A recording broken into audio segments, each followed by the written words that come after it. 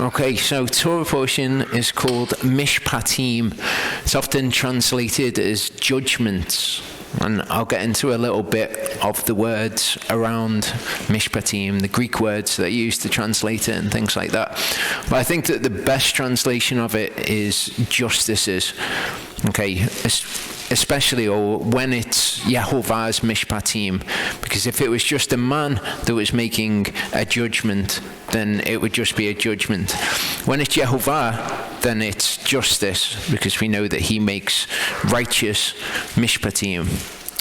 So we're going to have a look at the actual laws. It's one of my favorite Torah portions, actually. And the actual laws are for the judges to enforce. Okay, so you've got Mishpatim, which are for the Shoftim, which is the plural of Shafat, which is to judge, and also a judge is a Shafat. So the Mishpat team, if you like. Okay, so it's all based around that verb, to judge, to Shafat. So these are things that the judges would judge people by. And it's interesting when we consider Yehovah as judge. In the first part, we're going to look at what it is to be justified by Yehovah as well, because he is just and he makes righteous judgments, and his law is righteous, but we've all fallen short of his Torah. So part of his justice is that he gives grace for transgression, but we'll get into all of that. Okay, so this is the Hebrew word shafat. It says here judgment, justice, or ordinance. It's actually very rarely translated as justice in the King James Version, but I think that's the best translation. See the word used in Genesis 18:25. Abraham says, "Far be it from you to act in this way, to slay the righteous with the wrong, so that the righteous should be as the wrong. Far be it from you, does the shafat of all the earth not do mishpat?" Okay, so in the Hebrew, it's there's a little bit extra depth there. You know, does the one that shafats all the earth, all the world, does he not do justice? Does he not do mishpat? If you're shafating, you should be doing mishpat. Leviticus 5 verse 10 says, "And he shall prepare the second as a burnt offering according to the mishpat," translated as the manner here. When you see this in the text, to do something according to the manner, all it means is that it's previously been given as part of the Torah how something is to be done. So the Torah doesn't go over things multiple times. If it just needs to say something like make a burnt offering, it doesn't say make a burnt offering, this is how you make the burnt offering. It says do it according to the mishpat, according to the justice that's already been given. In other words, the just way to do something. Numbers 9 verse 14, "When a stranger sojourns among you, then he shall perform the Passover of Yehovah. He shall do so according to the law of the Passover and according to its mishpat," so the shafat, or the mishpat rather, surrounding the law of the Passover. Leviticus 18:4-5 says, "Do my mishpatim and cherish my laws to walk in them." Often that's translated as statutes. Do my statutes. "I am Yehovah your Elohim." Of course, we know that the Torah isn't his law. Okay, this word here would be better translated law. His statutes are his laws. His Torah is his teaching and instruction, the things which he disseminates to mankind. "And you shall guard my laws and my mishpatim, which a man does and lives by them. I am Yehovah." And that's not kind of like we would say, this is the code that I live by. That's not what it's saying. It's almost like and is given life by them. I am Yehovah. "You are to have one mishpat for the stranger and for the native. I am Yehovah your Elohim." So when it comes to justice, one of the things that we're going to see as we go through is that it's a level playing field for everyone. Doesn't matter if you're rich, whether you're poor, whether you're righteous, whether you're wicked. Justice is justice, and it must be done to everyone the same. Deuteronomy 25 verse 1 says, "When there is a dispute between men, then they shall come unto Mishpat, and they shall be shaphated, they shall be judged, and the righteous declared righteous, and the wrongdoer declared wrong. And I've had people mention before when I've spoken about the death penalty, they've said, well, surely now we're giving grace. What if somebody repents when they've done a crime that carries the death penalty? What happens if they repent? Are they forgiven? And it's just to misunderstand that there are courts here on the earth that do justice according to the Torah. And in those courts, the righteous are declared righteous and the wrongdoer is declared wrong. Actually, what the Hebrew says is the righteous is justified and the wrongdoer is declared wrong.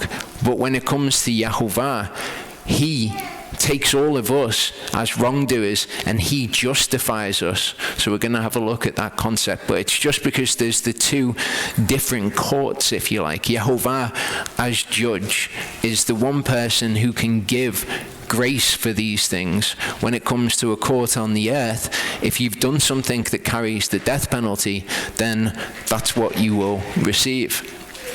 Numbers 27 verse 5 says, Moshe then brought the case before Yehovah. Really the word is Mishpat. Again, all of these things are just English approximations of this one Hebrew concept. So we would say case. It's almost like saying, though, brought their need for justice or their request for justice before Yehovah. Deuteronomy 4, 5-8 says, See, I have taught you laws and Mishpatim, as Yehovah my Elohim commanded me to do thus in the land which you go to possess. And you shall guard and do them, for this is your wisdom and understanding before the eyes of the peoples who hear all these laws. And they shall say, only a wise and understanding people is this great nation. So through Yehovah giving us his Mishpatim, his justices, his version of what is just. He tells us what is just and what is wrong. People look on and they see the wisdom in these things. They say, for what great nation is there which has Elohim so near to it as Yehovah our Elohim is to us whenever we call on him? And what great nation is there that has such laws and righteous justices like all this Torah which I set before you this day? So the word there for righteous justices, okay, justices in the English is a plural, isn't it? So it's Mishpatim, justices. You see the word for righteous here, though, is also pluralized. It's Zadakim. If you're to describe something as righteous, you use the word Zadik. Okay, if you say that a man is righteous, you say that he is righteous, by implication, a righteous one.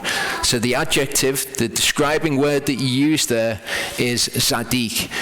When you use an adjective with something that's pluralized, you pluralize the adjective as well. So you get Mishpatim, Zadakim in the Hebrew, and that's righteous justices in the English. But that's why it's good to translate it as justice rather than judgment, because Yehovah is telling us what is just, and he does it according to righteousness.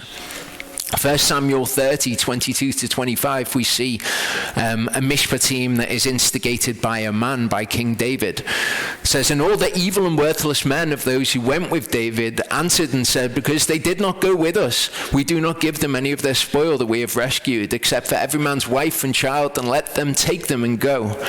But David said, my brothers, do not do so with what Yehovah has given us, for who has protected us and gave into our hand the band that came against us?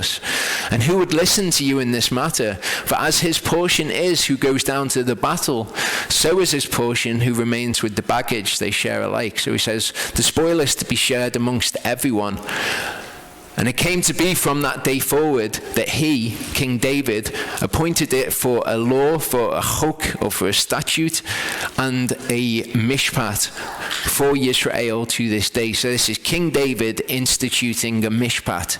Because it's a mishpat that a man's instigated, I've translated it judgment. When it's Yehovah, though, inherently they are just, they are righteous. The word righteous means just also. Psalm 9, 1-16 I praise you, O Yehovah, with my heart. I declare all your wonders.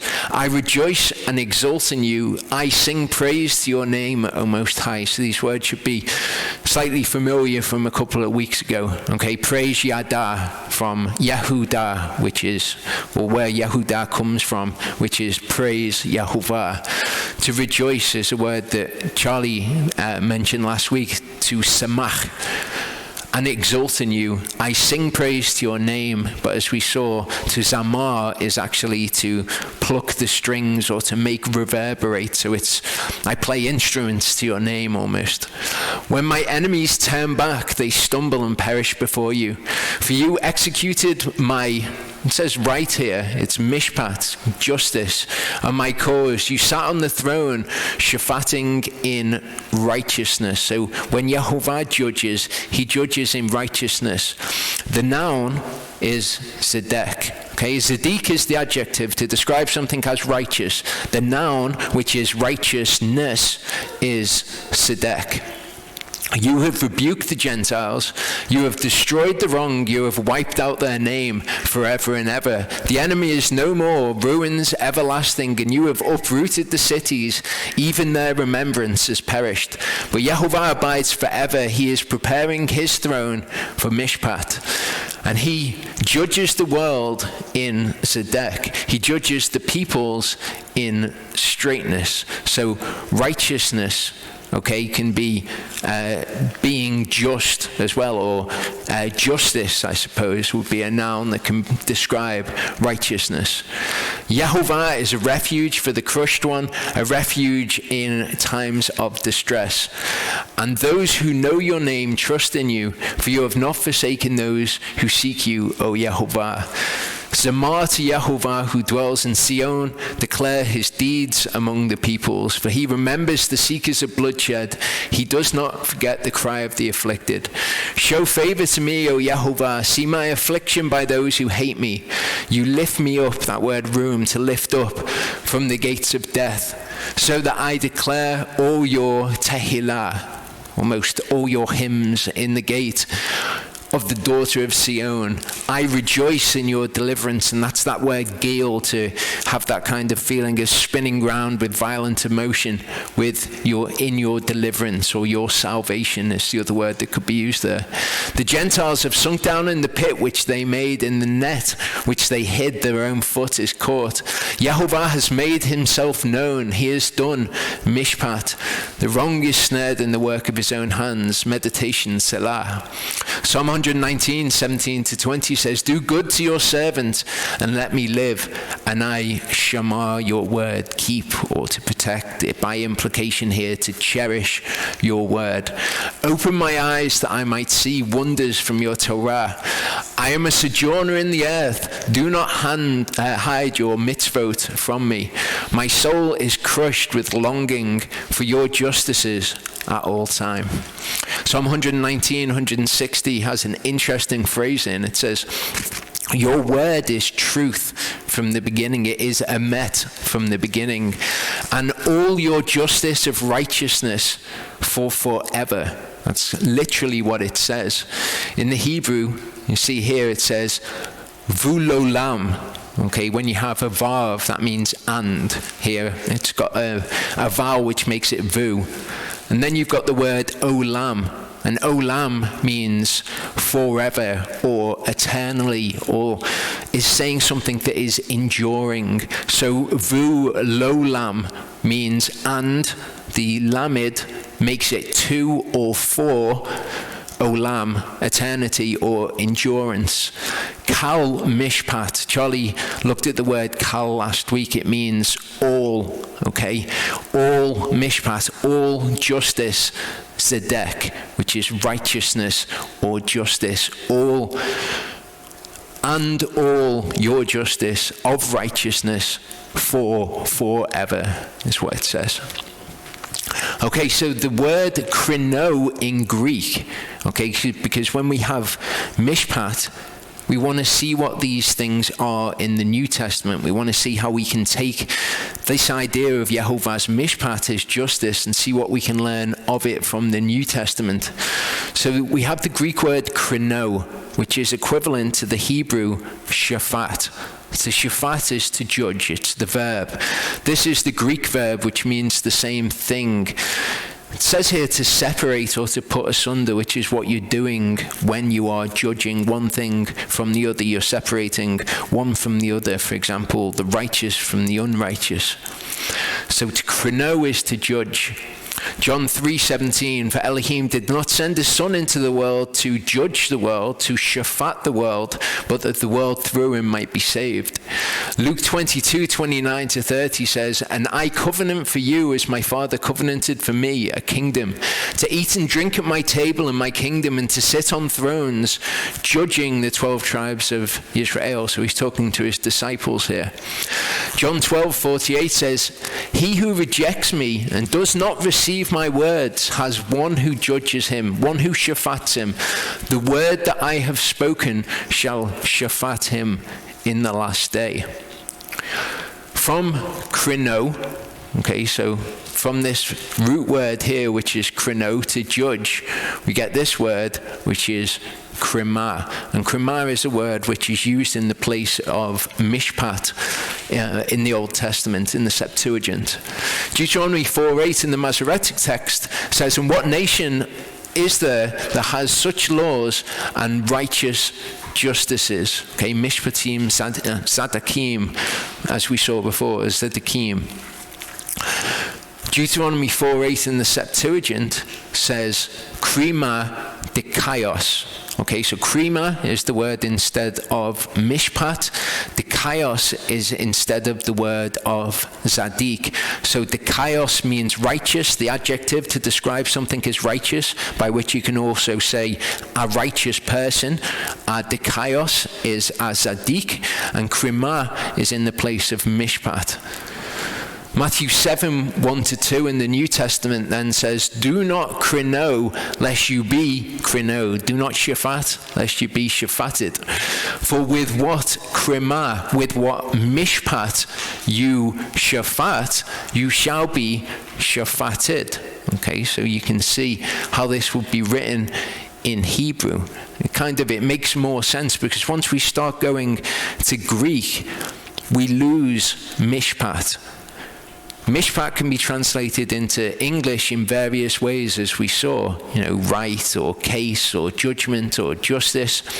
Can also be translated into Greek in different ways as well. So as soon as we lose mishpat, we start diluting the meaning, and then when we go from Greek to English, we dilute it even more. But we can see here that this is clearer what it's talking about, judging with mishpat or shafating with mishpat. Romans 2:2 says, and we know that the mishpat of Elohim, the krima of Elohim, is according to truth against those who practice such wrongs. Okay, the other word, which is translated from mishpat, is krisis. Kind of means something very similar, like justice or judgment does in English.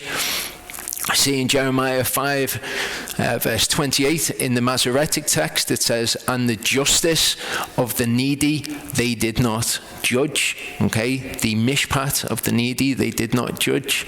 In the Septuagint, it says, and they have transgressed the rule of judgment. So when you read it in the English, you think, wow, the rule of judgment, what's this? Is this something new? But it's the Greek word krisis, which is put in place of the word mishpat. Okay, so they have transgressed the mishpat. They have not krinoed or shafated the cause of the orphan. They have not shafated the cause of the widow. Matthew 10 verse 15 says, truly I say to you, it shall be more bearable for the land of Sodom and Amorah in the day of judgment than for that city in the day of mishpat, the day of justice for that city. John 7:24, do not krino according to appearance. Do not shafat according to appearance, but shafat with righteous judgment, the kaios krisis, or mishpatim zadikim, as we saw before.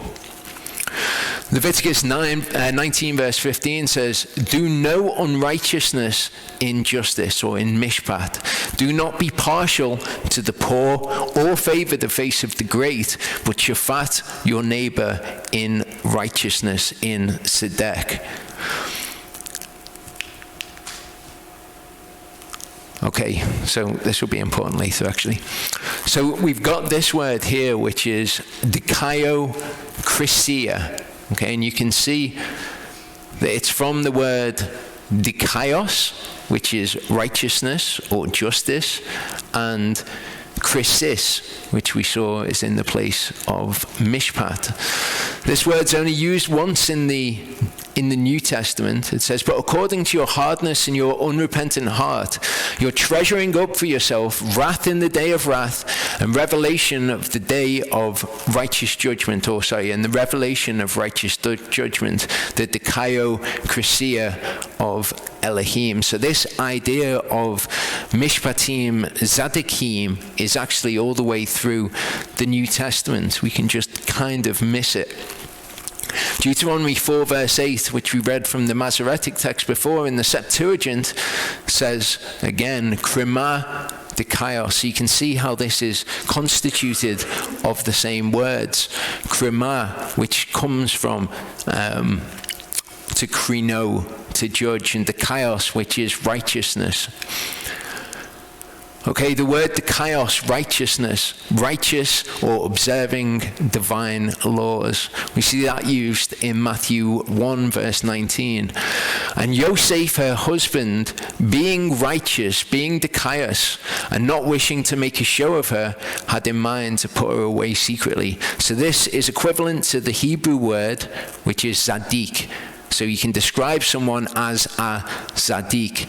Here you can describe someone in Greek as being a dikaios, but they're adjectives. It's a word that you use to describe them. They are a righteous or a righteous one.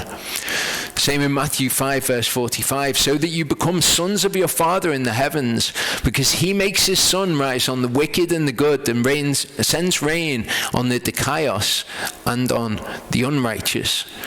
Luke 23 verse 50 says, and see, a man named Yosef, a council member, a good and dikaios man. Isaiah 61 verse 8 says, for I am the Lord who loves righteousness. Okay, so that is the noun, which in Hebrew is tzedek. In Greek it is dikaiosuna, and hate robberies of injustice, and I will give their labor to the dikaios. Okay, so dikaiosuna coming from dikaios. This is the word dikaiosuna, and again, it's a noun, and it means righteousness. Romans 6 verse 20 uses this noun. It says, for when you were servants of sin, you were free from dikaiosuna. Okay? Acts 10:34-35 says, in opening his mouth, Kepha said, truly I see that Elohim shows no partiality, but in every nation he who fears him and works dikaiosuna is accepted by him. So what he's talking about here is he's just been told, no, if I've cleansed the Gentiles, then they've been made clean, and you can't not accept them. You have to go to the Gentiles. I've made them clean. They've turned to me in repentance. They work righteousness. Acts 17 verse 31 says, because he has set a day on which he is going to krino the world in dikaiosuna by a man whom he has appointed, having given proof of this to all by raising him from the dead. Okay, this word is a very important word for us to look at. Okay, it's how it is afforded to us to be given grace by Yehova, because none of us have been righteous. None of us can say that we've done no unrighteousnesses. So how is it that we can ever be said by Elohim, we can be declared righteous by Elohim? So the word there is dikaiao, and it means, you'll have often seen it perhaps, is justify, or it's to render righteous. And it's the way that Yehovah can take somebody who has done unrighteousnesses and he can declare them to be right still. Think of it kind of like if there was a requirement to enter into the police force, to be a police officer, you had to have always followed the law, okay? But you hadn't. It's like the police chief saying, this person here, they've not always followed the law, but I'm going to justify them being allowed into the police force, even though they would have had to have followed the law in order to be righteous. I'm going to justify them. I'm going to accept them. So Acts 13, 38 to 39 says, let it therefore be known to you, brothers, that through this one forgiveness of sins is proclaimed to you. And by him everyone who believes is dikaiao from all sins, is justified from all sins. He's declared to be right, even though he's done unrighteousnesses, from which you were not able to be dikaiao by the Torah of Moses. So, to enter into the police force, you would have had to have kept the law. Okay? If you've broken the law, though, there's no way that you can be justified to enter into the police force by the law. It doesn't matter how much you keep the law after you've broken it. You've still done unrighteousnesses in the allegory here. Okay, so for us, once we've broken the Torah, there's no way that we can be declared right by the Torah. It's going to take Yehovah to declare us right, and that's done for us by Yeshua. Romans 4 verse 2 says, for if Abraham was dikaiao by works, he has ground for boasting, but not before Elohim. So it wasn't by Abraham's works. As we'll see in a bit, his works were involved in it, but he was not dikaiao by works. He was declared right with Elohim. Elohim said, no, this guy's all right. Okay, he can come in by faith. Galatians 3 verse 11 says, and that no one is dikaiao by Torah before Elohim is clear, for the righteous shall live by belief. Okay, so to be accepted by Yehovah, for him to justify us, can never happen by the Torah. Doesn't matter how much Torah we do, how many righteousnesses we do, we have done unrighteousness before. So it's going to take an act of grace, an act of mercy for Yehovah to say, no, this guy's okay. Romans 3 verse 20 says, therefore by works of Torah no flesh shall be dikaiao before him, for by the Torah is the knowledge of sin. And as we get into this, we're going to see that the Torah was added because of transgressions, and we'll see some of the laws that are given and some of the transgressions earlier in the scriptures. Okay, so by the Torah is the knowledge of sin. The Torah is incredibly useful for us. It's incredibly good for us to have, because by it we can see what is not acceptable with Elohim. Okay, Abraham was declared right by faith, though, and then the Torah came later for people of faith to know what is right and what is wrong. 1 Corinthians 6, 9 to 11 says, do you not know that the unrighteous, the adikos, shall not inherit the kingdom of Elohim? Do not be deceived, neither those who whore, nor idolaters, nor adulterers, nor effeminate, nor homosexuals, nor thieves, nor greedy of gain, nor drunkards, nor revilers, nor swindlers shall inherit the kingdom of Elohim. And such were some of you. Okay, so we were taken from being unrighteous and we were justified before Elohim through Yeshua. But you were washed, but you were set apart, but you were dikaiao, you were justified, you were sanctified, you were made holy, and you were washed of your previous sins by Yeshua's blood. In the name of the Master Yeshua and by the Spirit of Elohim. Galatians 2, 17 to 18 says, and if, while seeking to be dikaiao by Messiah, okay, so we are seeking to be justified before Elohim by Messiah, because we can't seek to to be justified by our works because we've all done unrighteousnesses. But if while we're seeking to be justified by Messiah, we ourselves are found to be sinners, is Messiah then a servant of sin? Let it not be. Is he going to justify a sinner? No, he's going to justify people who've turned to do what is righteous. For if I rebuild what I once overthrew, I establish myself a transgressor. It's essentially saying, what if while I'm seeking to be declared right, I declare myself to be a transgressor? Am I trying to make Messiah a servant of sin?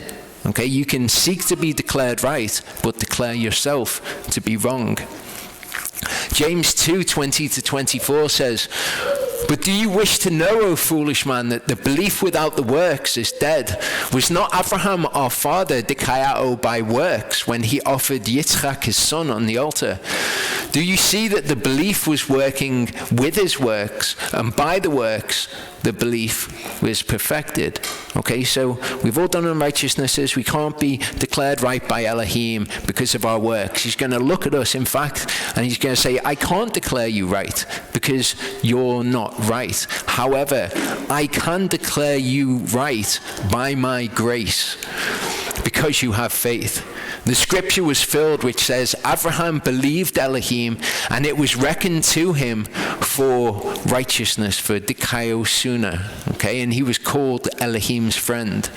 You see then that a man is declared right by works and not by belief alone. So as we know, works, no, you can't be declared right with those alone. No one can be, because that would make God a liar. We can be declared right by faith. However, that faith must be accompanied by doing something. You must be doing what is righteous as well to show your faith. This word is dikaiosis. Okay, so we've looked at to justify something. It's a verb, isn't it? You justify something, you declare it to be right. Once that's been done, it's been called justification. So there's a couple of uses of this. Not because of him alone was it written that it was reckoned to him, but also because of us, to whom it shall be reckoned, to us who believe in him who raised up Yeshua our Master from the dead, who was delivered up because of our trespasses and was raised for us to be declared right, or for us to be justified, or to have justification, perhaps. Romans 5:18 says, "So then, as through one trespass there resulted condemnation to all men, so also through one righteous act there resulted right standing of life to all men." So through what Yeshua did, all men could be declared to be right if they turn in faith and they do what is righteous.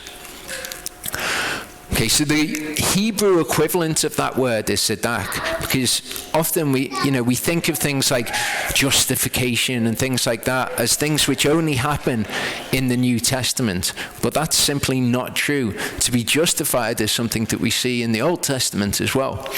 Isaiah 53 verse 11 says, "He would see the suffering of his soul and be satisfied. Through his knowledge, my righteous servant makes many righteous." Okay, he declares right many, he justifies many, and that in Hebrew, as I say, is to zadak them. Genesis 44 verse 16, when Judah and the brothers are before Joseph, and Yehudah said, "What do we say to my master? How do we speak? Or how do we zadak ourselves? Elohim has found out the crookednesses of your servants." So they're saying, we've done unrighteousness. How is it that we can be declared right? Okay, this is their appeal to Yosef, picture of Messiah, obviously. But the same is true for us. Elohim has found out our crookednesses. How is it that we could be justified to enter into his kingdom? 2 Samuel 15 verse 4, Absalom would say, "Oh, that I were made Shaphat in the land, and everyone who has any complaint or case will come to me, and I shall let right be done to him," we've got in this translation. But actually what it says is quite insidious. It's saying, "Oh, that I were made to be the one who would Shaphat." everyone who has any complaint or mishpat, justice, they're seeking justice, will come to me and I would justify him. Okay, so he's saying that he would declare them to be right. This is done by many people today who, according to the word of Elohim, they are in the wrong. Elohim would declare them wrong, but men take it upon themselves to justify others.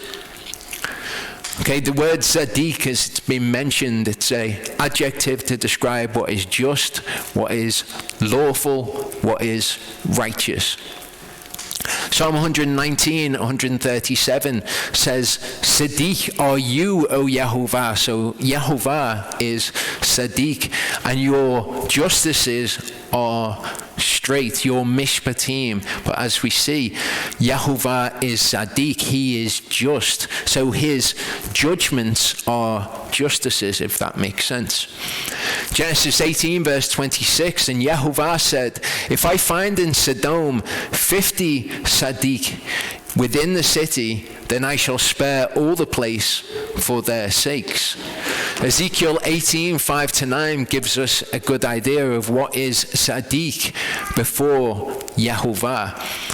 But if a man is Tzaddik and shall do mishpat, shall do justice and righteousness, tzedakah, if he is not eaten on the mountains, nor lifted up his eyes to the idols of the house of Israel, nor defiled his neighbor's wife, nor comes near a woman during her uncleanness, if he does not oppress anyone, does return to the debtor his pledge, does not commit robbery, does give his bread to the hungry, and covers the naked with a garment, if he does not lend on interest or take increase, turns back his hand from unrighteousness, executes mishpat in emet, between man and man, if he walks in my laws and he cherishes my justices in truth, he is Tzaddik, he shall certainly live. Okay, when Yehovah said, you will surely die, that was the word for death twice, mut.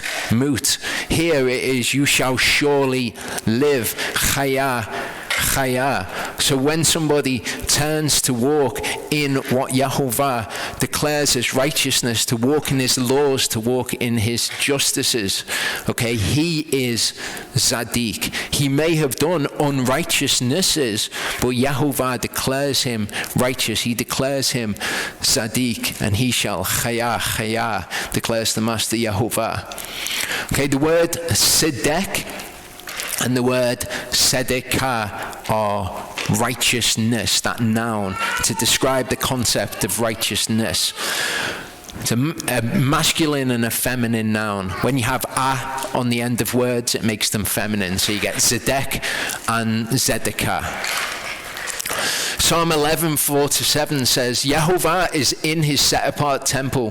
The throne of Yehovah is in the heavens. His eyes see, his eyelids examine the sons of men. Yehovah tries the Tzaddik, but his soul shall hate the wrong and the one who loves violence.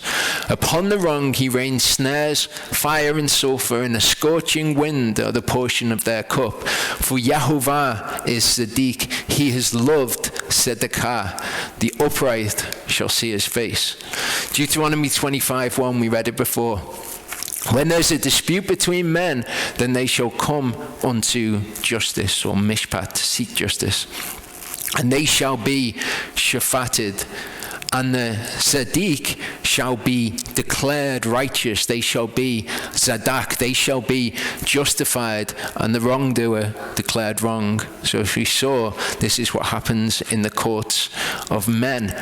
In Proverbs 17, verse 15, it says, he who declares the wrong right, he who tzaddaks the wrong, he who justifies the wrong, and he who condemns the righteous, the tzaddik, both of them are an abomination to Yehovah. So to declare the wrong right, if you are a man, is an abomination to Yehovah. Well, praise Yehovah that he is just, and part of his justice is that he can declare somebody who has done unrighteousnesses to be just before him. He can justify them. Romans 5, 1-11 says, therefore, having been declared right, dikaiaod, by belief, we have peace with Elohim through our Master Yeshua Messiah, through whom also we have access by belief into this favor in which we stand, and we exult in the expectation of the esteem of Elohim. And not only this, but we also exult in pressures, knowing that pressure works endurance, and endurance approvedness, and approvedness expectation. And expectation does not disappoint, because the love of Elohim has been poured out in our hearts by the set-apart Spirit which was given to us. For when we were still weak, Messiah in due time died for the wicked. So Messiah zadaked the wicked. He justified the wicked. For one shall hardly die for a righteous one, though possibly for a good one, someone would even have the courage to die. But Elohim proves his own love for us in that while we were still sinners, Messiah died for us. Much more then, having now been declared right by his blood, we shall be saved from wrath through him. For if being enemies we were reconciled with Elohim through the death of his Son, much more, having been reconciled, we shall be saved by his life. And not only this, but we also exult in Elohim through our Master Yeshua Messiah, through whom we have now received the reconciliation. 2 Peter 2 says, for if after they've escaped the defilements of the world, through the knowledge of the Master and Savior Yeshua Messiah, they're again entangled in them and overcome, the latter end is worse for them than the first. For it would have been better for them to have not known the way of righteousness than having known it, to turn from the set-apart command delivered unto them. What Paul's talking about in Galatians when he says, if we seek to be declared right, okay, we've escaped the defilements of the world and we're seeking to be declared right. If we're then found to be sinners, we return to those defilements. Okay, is Messiah then a servant of sin? It would have been better for us to have never known those things than to have turned from the set-apart commandment that was delivered to us. For them, the proverb has proved true. A dog returns to its own vomit, and a washed sow returns to her rolling in the mud. You can see why Yehova would feel so strongly about something. If they were seeking to be justified by the blood of his Son, by the death of his Son, for them to just take all of that and cast it behind them, throw it under their feet, and to say, I prefer the things of the world, I'm going to return to the defilements of the world. It would have been better for them to have never known it. Romans 11 verse 33 says, oh, the depth of riches and wisdom and knowledge of Elohim, how unsearchable his krima, his mishpatim, and untraceable his ways. And we're going to, in the second part, we're going to look at these mishpatim. Okay, and what we need to recognize when we're looking at them is that these things are his ways. They're how he operates, his justices. Says something similar in Psalm 103. Yehova is doing righteousness, tzedakah, and mishpat, justice for all the oppressed. He made known his ways to Moshe, his acts to the children of Israel. Yehova is compassionate and showing favor, patient and great in kindness. So as we get into these things, it's going to be for the shoftim, those who shafat on the earth, to carry out his mishpatim. And for them, they have exacting standards of justice. You're either righteous or you're unrighteous. For Yehovah, part of his justice is that he justifies those who turn from unrighteousness to do righteousness. He will justify them and he will declare them to be right, because he is compassionate, shows favor or grace, and he's patient and great in kindness. Proverbs 21 verse 15 says, to do mishpat is joy to the tzaddik, is joy to the righteous, but ruin to the workers of wickedness. And as I mentioned at the beginning, this Torah portion is actually one of my favorites, because it does show us what his justices are. And a lot of the things that we're going to see in the second part are going to challenge us as to what we think is right and what we think is wrong, and perhaps the way that we do things, the way that Yehovah does it is different. The way that he looks at things like ownership and possession of things is different from the way that we look at them and how perhaps the modern world would look at them. But we'll get into that when we come back in the second part. So last week they camped in the wilderness of Sinai. Moshe goes up to the top of the mountain to speak to Yehovah. Yehovah told him, "Now if you diligently obey my voice and shall cherish my covenant, then you shall be my treasured possession above all peoples, for all the earth is mine. And you shall be to me a kingdom of priests, a set-apart nation. Those are the words which you speak to the children of Israel."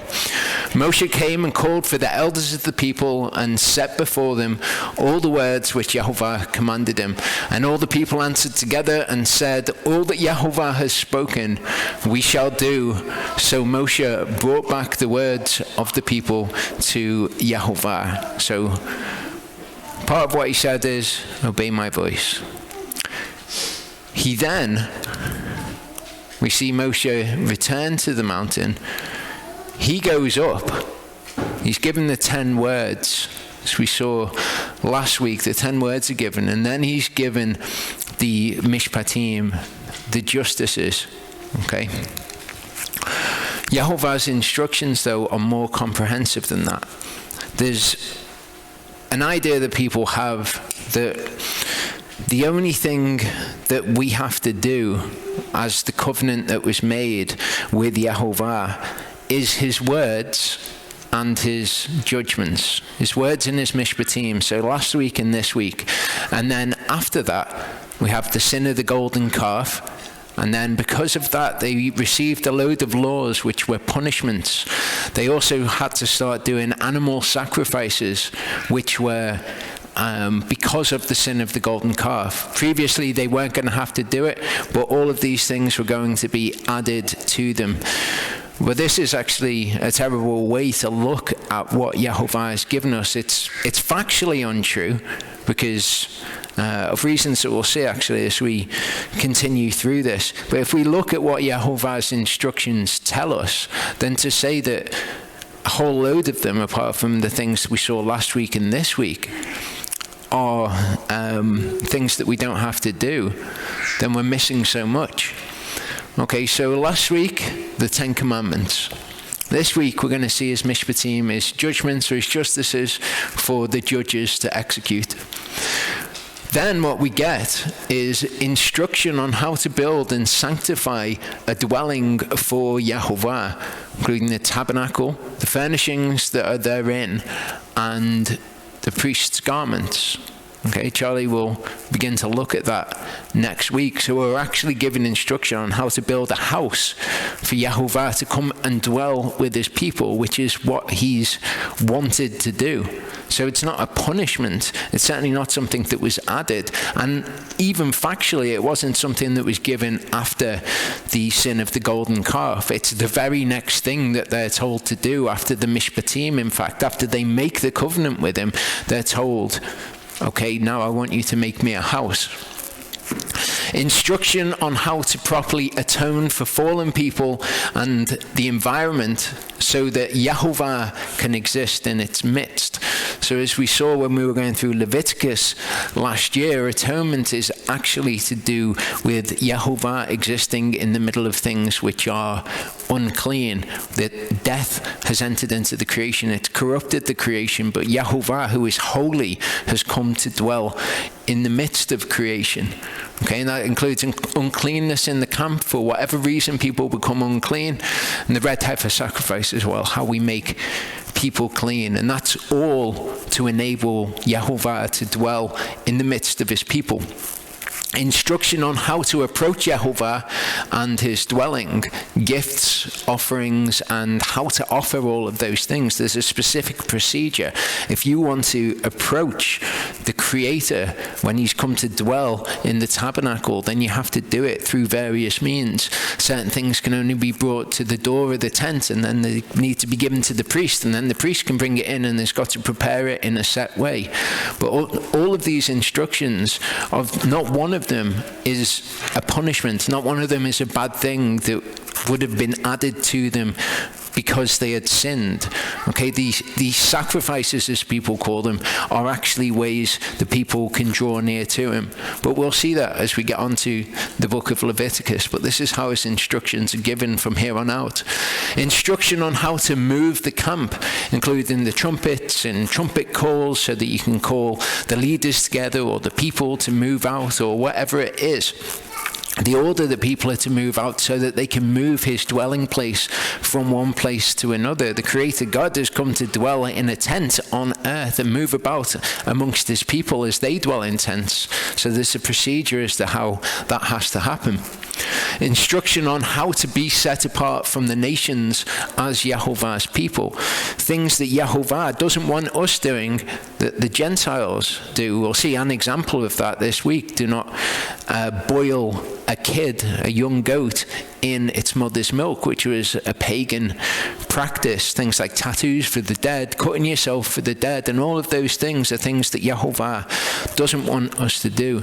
People go very much overboard with this, though, and they start adding to the Torah, and they start saying things are pagan in origin, and so we can't do them. Yehovah is very specific over the things that he wants removed from the practices of the Gentiles. He says, these are the things that you can't do. These are the things I don't want you inquiring into. I don't want you being sorcerers, doing witchcraft and all of that sort of thing. But people go over the top and they say things like, wedding rings are pagan, or wedding dresses are pagan, and you can't do this and you can't do that. Yehovah is very clear on what practices of the Gentiles he no longer wants us to do. If something is of pagan origin, that doesn't make it wrong. It doesn't make it immoral to do. You know, all the Gentiles went around breathing oxygen for a long time before Israel were around. Does that make it a pagan thing? Does that make it wrong? You can take these things to the extreme, and they're obviously absurd. So we have to be very careful not to add to the Torah. When Yehovah tells us how to be holy, that's good, and we remove ourselves from those things, but we're not to be scared of doing anything that might have some kind of pagan origin. Instruction on how to establish judges and sins unto death. Okay, we're going to see a couple of different things in this Torah portion which are going to perhaps challenge our sensibilities and challenge our morality of the world. Sins unto death is one of the things that people find difficult to grapple with, that Yehovah would say that if you do certain things, then you will certainly die. You will muth, you will surely die. Instruction on the proper protocol for tithes and vows, including peace offerings, oaths, swearing by Yehovah, and the Nazirite vow. Okay, so a type of the peace offerings were vowed offerings, things that were vowed to Yehovah, swearing by Yehovah, what that actually entails, oaths that we make one to another. Okay, the Nazirite vow as well. Instruction on the set apart, the holy, and the set apart of the set apart. So of all the holy things, there's things that are set apart even from them. Translated often as the Holy of Holies. There are certain things that are Holy of Holy. That includes how to redeem something which has been set apart, the cash that would be paid to redeem something which had previously been set apart, how to handle those things, you know, who can touch them, what's not to be done with them, who can't come near them, and that sort of thing. Dealing with what is under the ban. So you've got what's set apart, and then you've got something which is under the ban, which means to be devoted to destruction, things which need to be destroyed. Yehovah has decreed that they must be destroyed. Instruction on the set apart days and years, including the Moedim. Okay, so your Shabbat right through to your Sukkot. Things like the second Passover, what you do if you're unclean and can't go into the temple on Passover, or if you're on a journey and you can't go to Jerusalem, what do you do? What's the procedure? The seventh year, what people call the Shemitah year or the Sabbath year, where the land will rest, and the Jubilee year, when all of the servants or slaves, or as we'll see, the word in Hebrew is eved. We'll come to understand that concept when they are let free, the year of release as it's known. And of course, the blessings and curses of the covenant. Leviticus 26, Deuteronomy 28. What is actually entailed if the people, when they go into the land, are disobedient, they lose certain blessings that Yehovah has given to them at the beginning of their society. Psalm 19, 7-11 says the Torah of Yehovah is perfect. It's tamim, it's complete. Bringing back the soul. And the word there is shuv. It means to turn. Okay, turning the soul. The witness of Yehovah is trustworthy, making wise the simple. That word's aduth. It's like his testimonies, the things which witness of who he is. The orders, the pekud of Yehovah are straight, are yashar. Rejoicing, that word again, samach, samaching the heart. The command of Yehovah, the mitzvah, from which we get the plural mitzvot, which people are familiar with, of Yehovah is clear and it enlightens the eyes. The fear of Yehovah is clean. It's that word for clean and unclean, tahor, can be translated as pure as well. Standing forever. The justices of Yehovah are true. They are remet. They are righteous altogether. More desirable than gold, than much fine gold, and sweeter than honey and the honeycomb.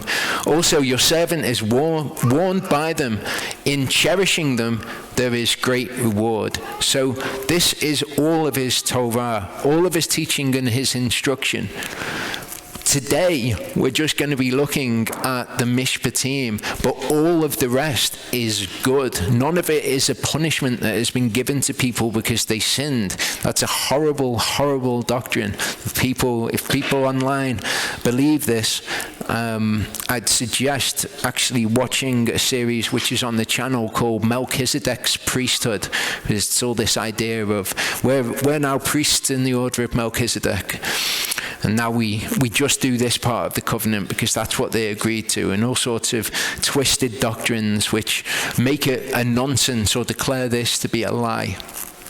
Psalm 25, 7-10 says, do not remember the sins of my youth and my transgressions according to your chesed. Remember me for your goodness and your goodness's sake, O Yehovah. And that word is tuv. You know, good is tov. Goodnesses is tuv. Good and straight is Yehovah. Therefore, he teaches sinners in the way.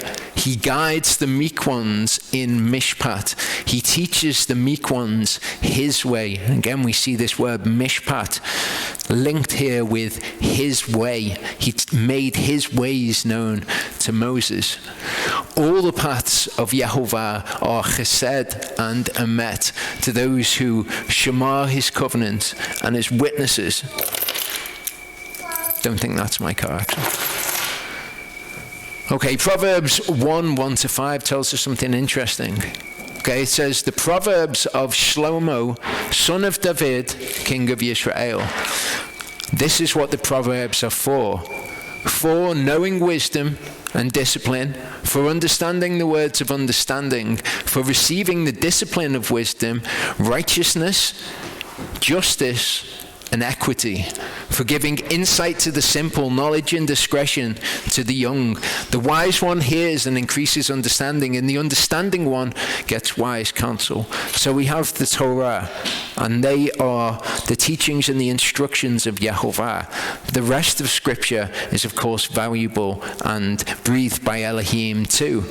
The writings, the Proverbs, this is what the Proverbs are for. They're to help us understand Yehovah's justices, what is behind his Torah, where he's coming from almost. The writings of the apostles and the writing of the New Testament, all of these things help us to apply what is the foundation, the Torah, which is what we will learn from this point out. So the first verse of Exodus 21 says, these are the Mishpatim which you are to set before them. When you buy a Hebrew servant, okay, the first time we're going to see this word, evet. He serves 6 years, and in the 7th he goes out for free for naught. This is the first thing in which our morality is perhaps going to be challenged. This word eved can be translated as servant. It can also be translated as slave. The corresponding Greek word can be translated as servant, or it can be translated as slave also. It's kind of a mix of both of them.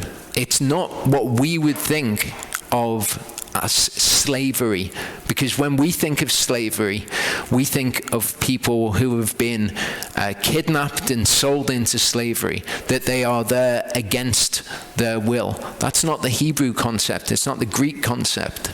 Okay, the Greek and Hebrew concept could accommodate that, but that's not what's being spoken of in the Torah. Okay, it's an eved. So it's best for us to not try to understand it by the word servant or by the word slave. There's elements of both, because if you are an eved, then you are somebody else's property. And that is something which we find to be morally challenging. But that Yehovah, we know that Yehovah is just, that he is righteous. Yehovah's concept of it is different. It's not somebody who's being oppressed or forced into being an eved. However, it does carry you being someone's property, them having ownership over you. You have sold yourself to that person, so they do actually have ownership over you. But we'll see this concept becoming broader as we examine the scriptures. Leviticus 19 verse 15 says, "Do no unrighteousness in Mishpat. Do not be partial to the poor or favor the face of the great, but shafat your neighbor in righteousness." And when we see the Torah given, Yehovah does not favor the poor. He doesn't favor the rich either, but he doesn't disadvantage the rich in order to favor the poor.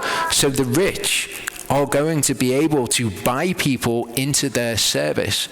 Now, when we think of the ancient world, what that would actually entail, we think of our society. Okay, in our society, people will go out and they'll get jobs, and the jobs are pretty much just enough money for them to get somewhere to live, enough money for them to get some food and some recreation. The concept of an eved is actually something very similar in Hebrew culture. If you sold yourself to somebody, then you would enter into their household. You wouldn't necessarily live in the same house like we might imagine a slave in colonial America or something like that, but you would be part of their household. Maybe you'd live in another house. They give you your food, they give you your lodging. They would also give you work. So you would always have a job. To sell yourself to somebody would just be like taking a job that was guaranteed for the rest of your life. It's something that is entirely foreign to our concept of things, because we think, oh, we want to be free. But really, people today will do the same thing. They'll take jobs that just give them enough for food, somewhere to live, somewhere to be comfortable. To be an eved would also afford you a lot of security, a lot of protection. Okay, you're then the responsibility of the person who has taken ownership of you. You would also get paid for your service. They would give you silver for you to serve them, and they give you all of those benefits too. We would tend to look at somebody in that situation and we would think, you know what, I think it would be just to tilt the balance in their favor. Yehovah doesn't do that. So when we see in the Torah, when he says things about rights of ownership of somebody and things that somebody who has taken an eved is entitled to, that's because he doesn't favor the face of the poor. He also does justice, equity, what is equitable and straight, to the rich as well as the poor. So we'll see that as we go along. Leviticus 25:35-55 says, when your brother becomes poor and his hand has failed with you, okay, so somebody who's not doing very well, then you shall sustain him and he shall live with you like a stranger or a sojourner. So when it says he shall live with you, it doesn't mean he comes to live in your house. He'll live with you like a stranger or a sojourner. So he lives among Israel. Okay, the word for stranger here we should be familiar with is ger. It's somebody who comes to live in a country. They're not a native-born citizen, but they have the rights of a citizen. A toshav is somebody who is just passing through, someone who is there temporarily. Take no interest from him or profit, but you shall fear your Elohim, and your brother shall live with you. Do not lend him your silver on interest, and do not lend him your food for profit. I am Yehova your Elohim, who brought you out of the land of Mitzrayim to give you the land of Canaan to be your Elohim.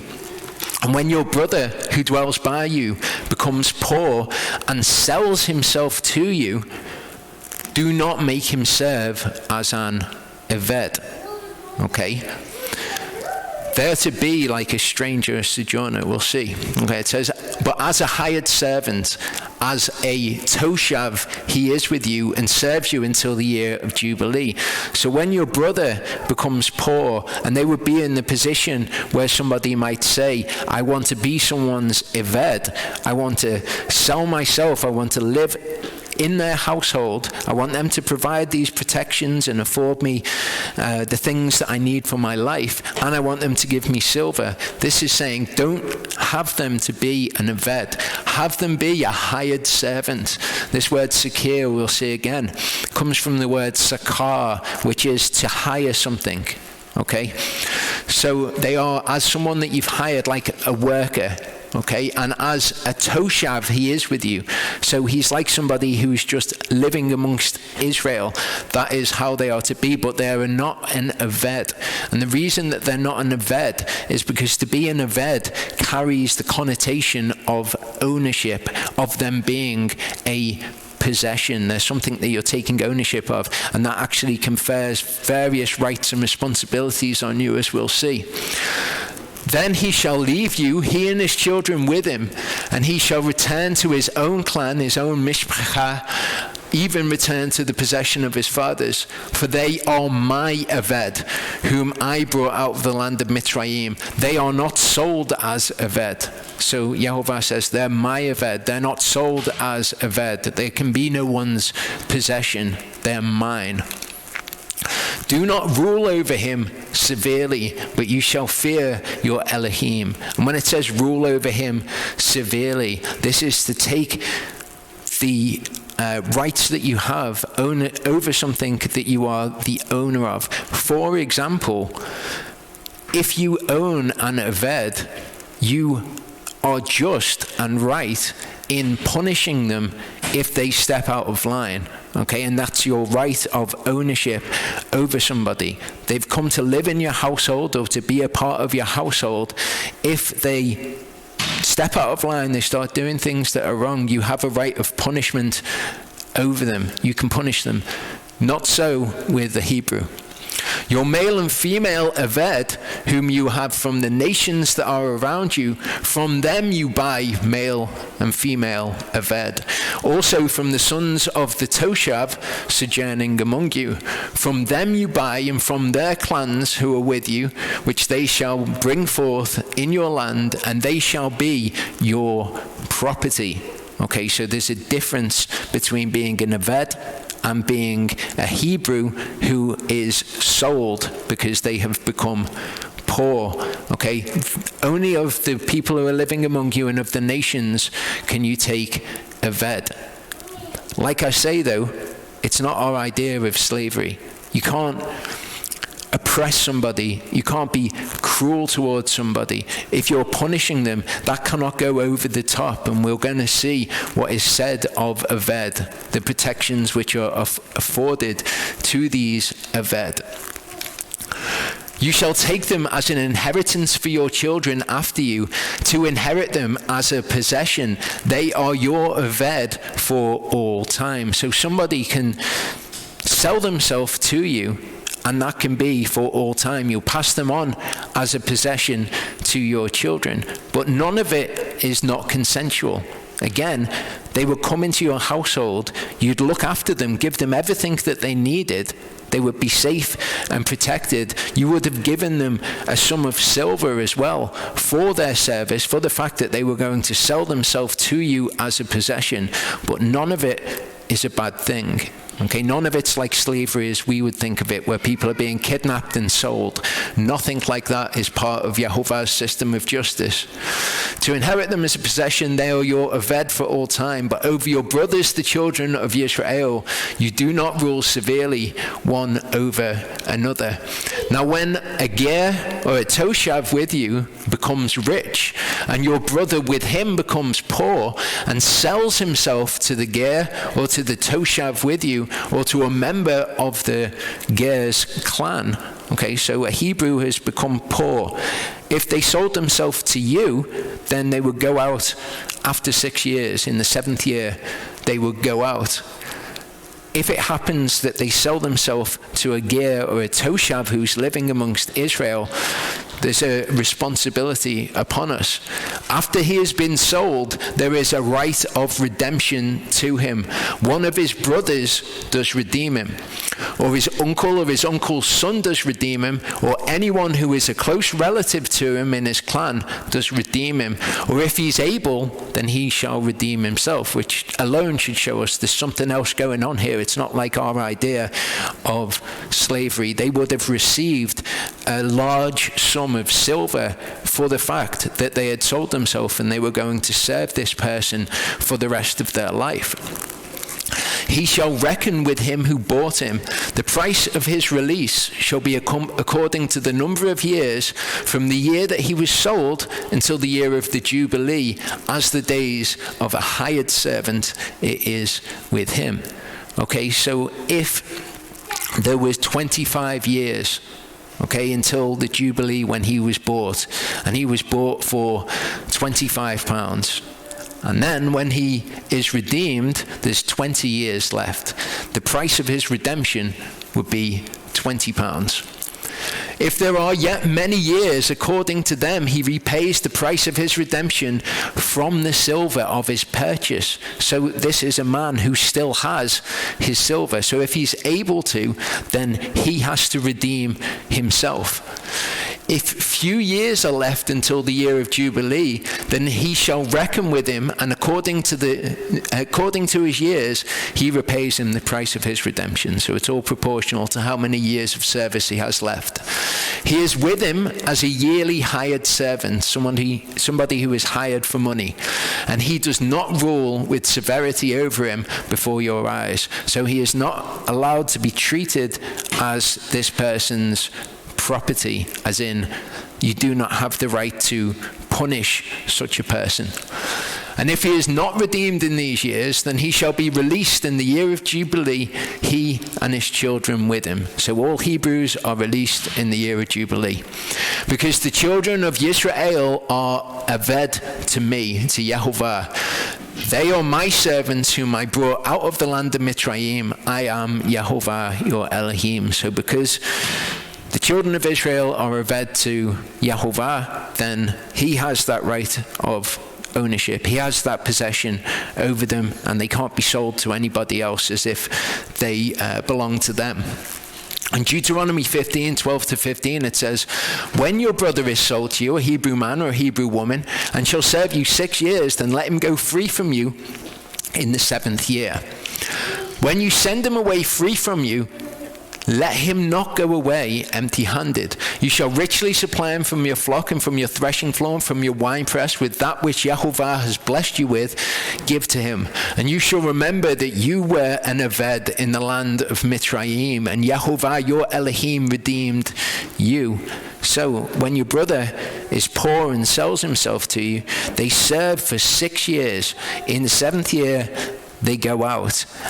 When they go out, you have to give them a load of stuff as well, which you might think, oh, what's the benefit in hiring a Hebrew? I'll just get an Eved from the nations. But we're told later in verse 18, it says, let it not be hard in your eyes when you send him away free from you, for he has been worth a double hired servant.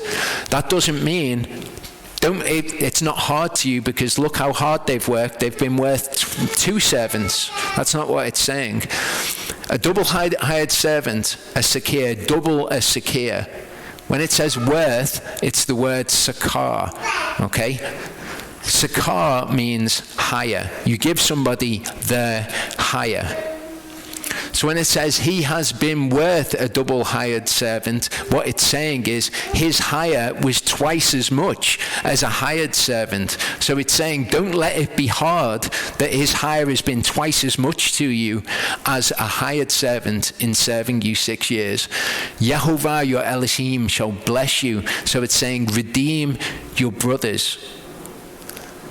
Don't let that be hard to you. Yehovah will bless you for doing this. It's going to cost you twice as much to have them as a servant as it would anyone else that you'd want to pay.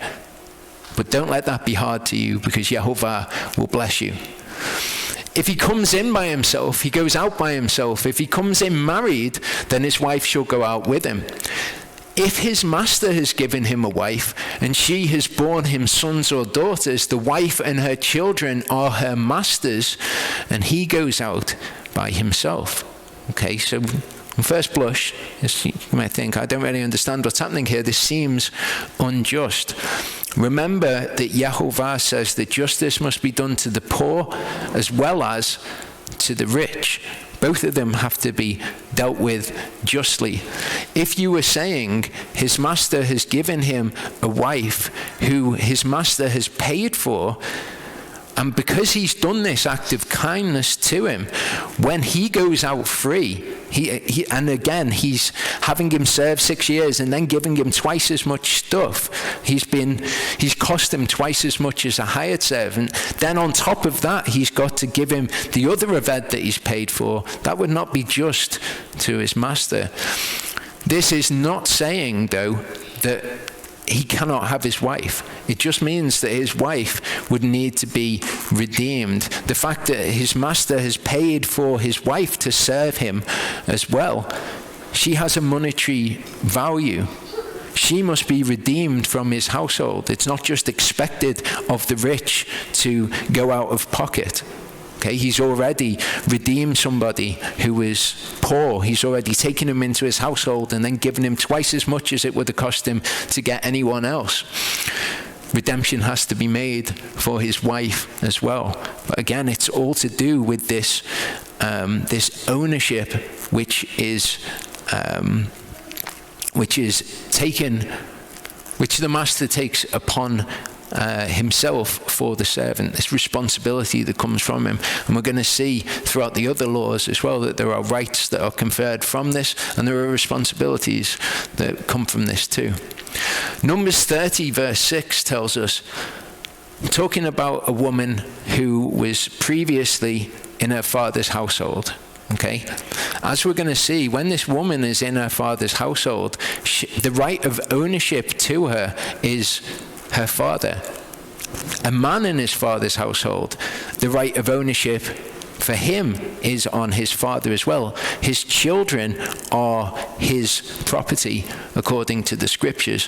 When a wife becomes a husband's, or when a woman becomes a husband's, she belongs to her husband, and then her husband can annul vows that she makes as well. So when a woman becomes wife to somebody who is already owned by a master, then she does not become her husband. She does not then belong to her husband, is what this is saying to us. Joshua 7 verse 24 says, Then Yehoshua and all Yisrael with him took Achan, son of Zerach, and the silver and the garment and the wedge of gold that he'd taken that was under the ban, was meant to be destroyed. He hid it under his tent. Also took his sons and his daughters, his oxen, his donkeys, his sheep, and his tent, and all that he had. They're all his possessions at this point. The right of ownership of them is his. Like I say, this is not a bad thing as we would think of it as a bad thing. Okay, we've got all of these kind of ideas in our heads from feminism and all sorts of cultural things which sway our opinion on what is just. Okay, Yehovah tells us what is just. But his sons and his daughters are whoever's sons and daughters they are. When a woman is married, she then is the possession of her husband, but that's not like oh, you're my possession, I've got control over you sort of thing. It's just about rights and responsibilities.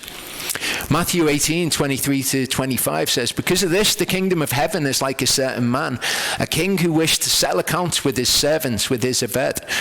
And when he had begun to settle, one was brought to him who owed him 10,000 talents. But as he was unable to pay, his master commanded that he be sold with his wife and his children and all that he had. So this is Yeshua telling a parable, and he recognizes that this is the state of play as well. This is a good quote from John Piper. I wouldn't recommend all of his work, but he says, my feelings are not God. God is God. My feelings do not define truth. God's word defines truth. So if these things are perhaps challenging to our idea of morality, what we need to do, rather than to reject them as many people do, is to seek to understand them and look at things from a fresh perspective. If it was that there was this oppression and this cruelty that was implied by someone being someone's possession, then that would not be something that Elohim would mandate. Okay, so it's something different. Verse 3 says, if he comes in by himself, he goes out by himself. If he comes in married, then his wife shall go out with him. If his master has given him a wife and she has borne him sons or daughters, the wife and her children are her master's, and he goes out by himself. They would need to be redeemed. He's just been given a load of stuff when he goes out. He would be able to redeem them.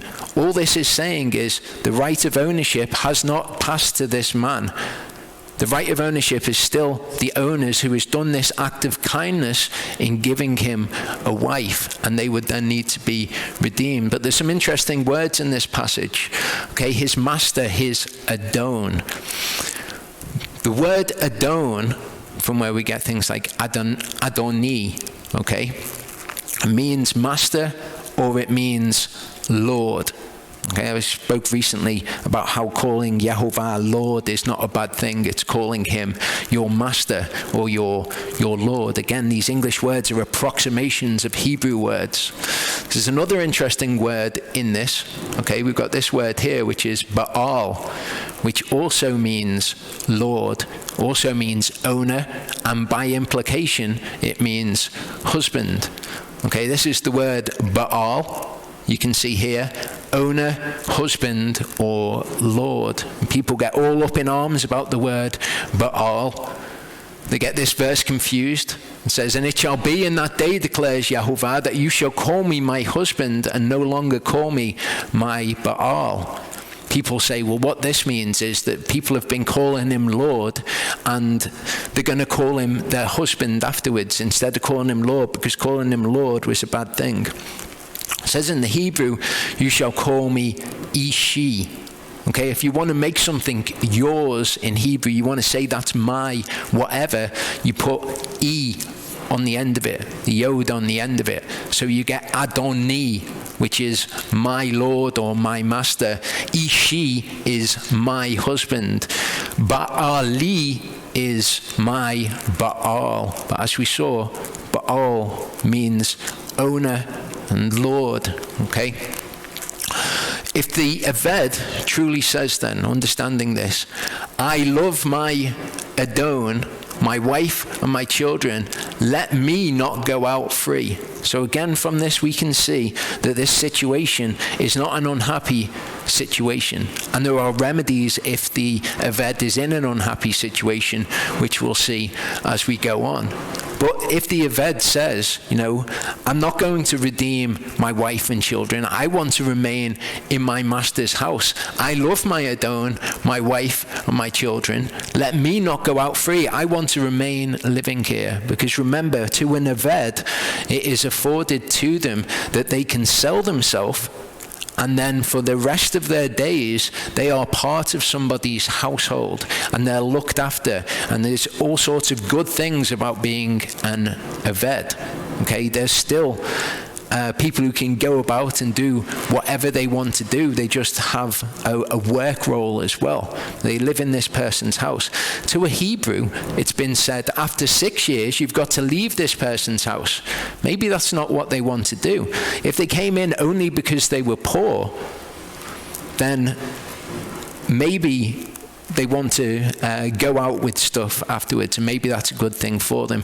But if they actually wanted to sell themselves as an Eved and to dwell in that person's house for all time, they have a way to do that also. So if the servant, or the Eved, better to understand it with that word, truly says that he loves his master, his wife and his children, he doesn't want to go out free, then his Adon shall bring him before Elohim, and shall bring him to the doorpost, and his Adon shall pierce his ear with an awl, and he shall serve him forever.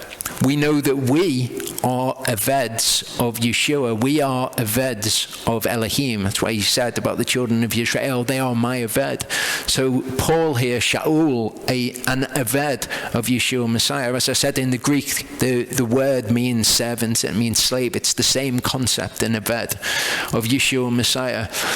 James 1, Yaakov, as his name actually was, a servant of Elohim and of the Master Yeshua Messiah, an Eved of Elohim. Shimon Kepha, Simon Peter, a servant, an apostle of Yeshua Messiah. So we are Eved to Yeshua. Jude, or Yehudah, an Eved of Yeshua Messiah.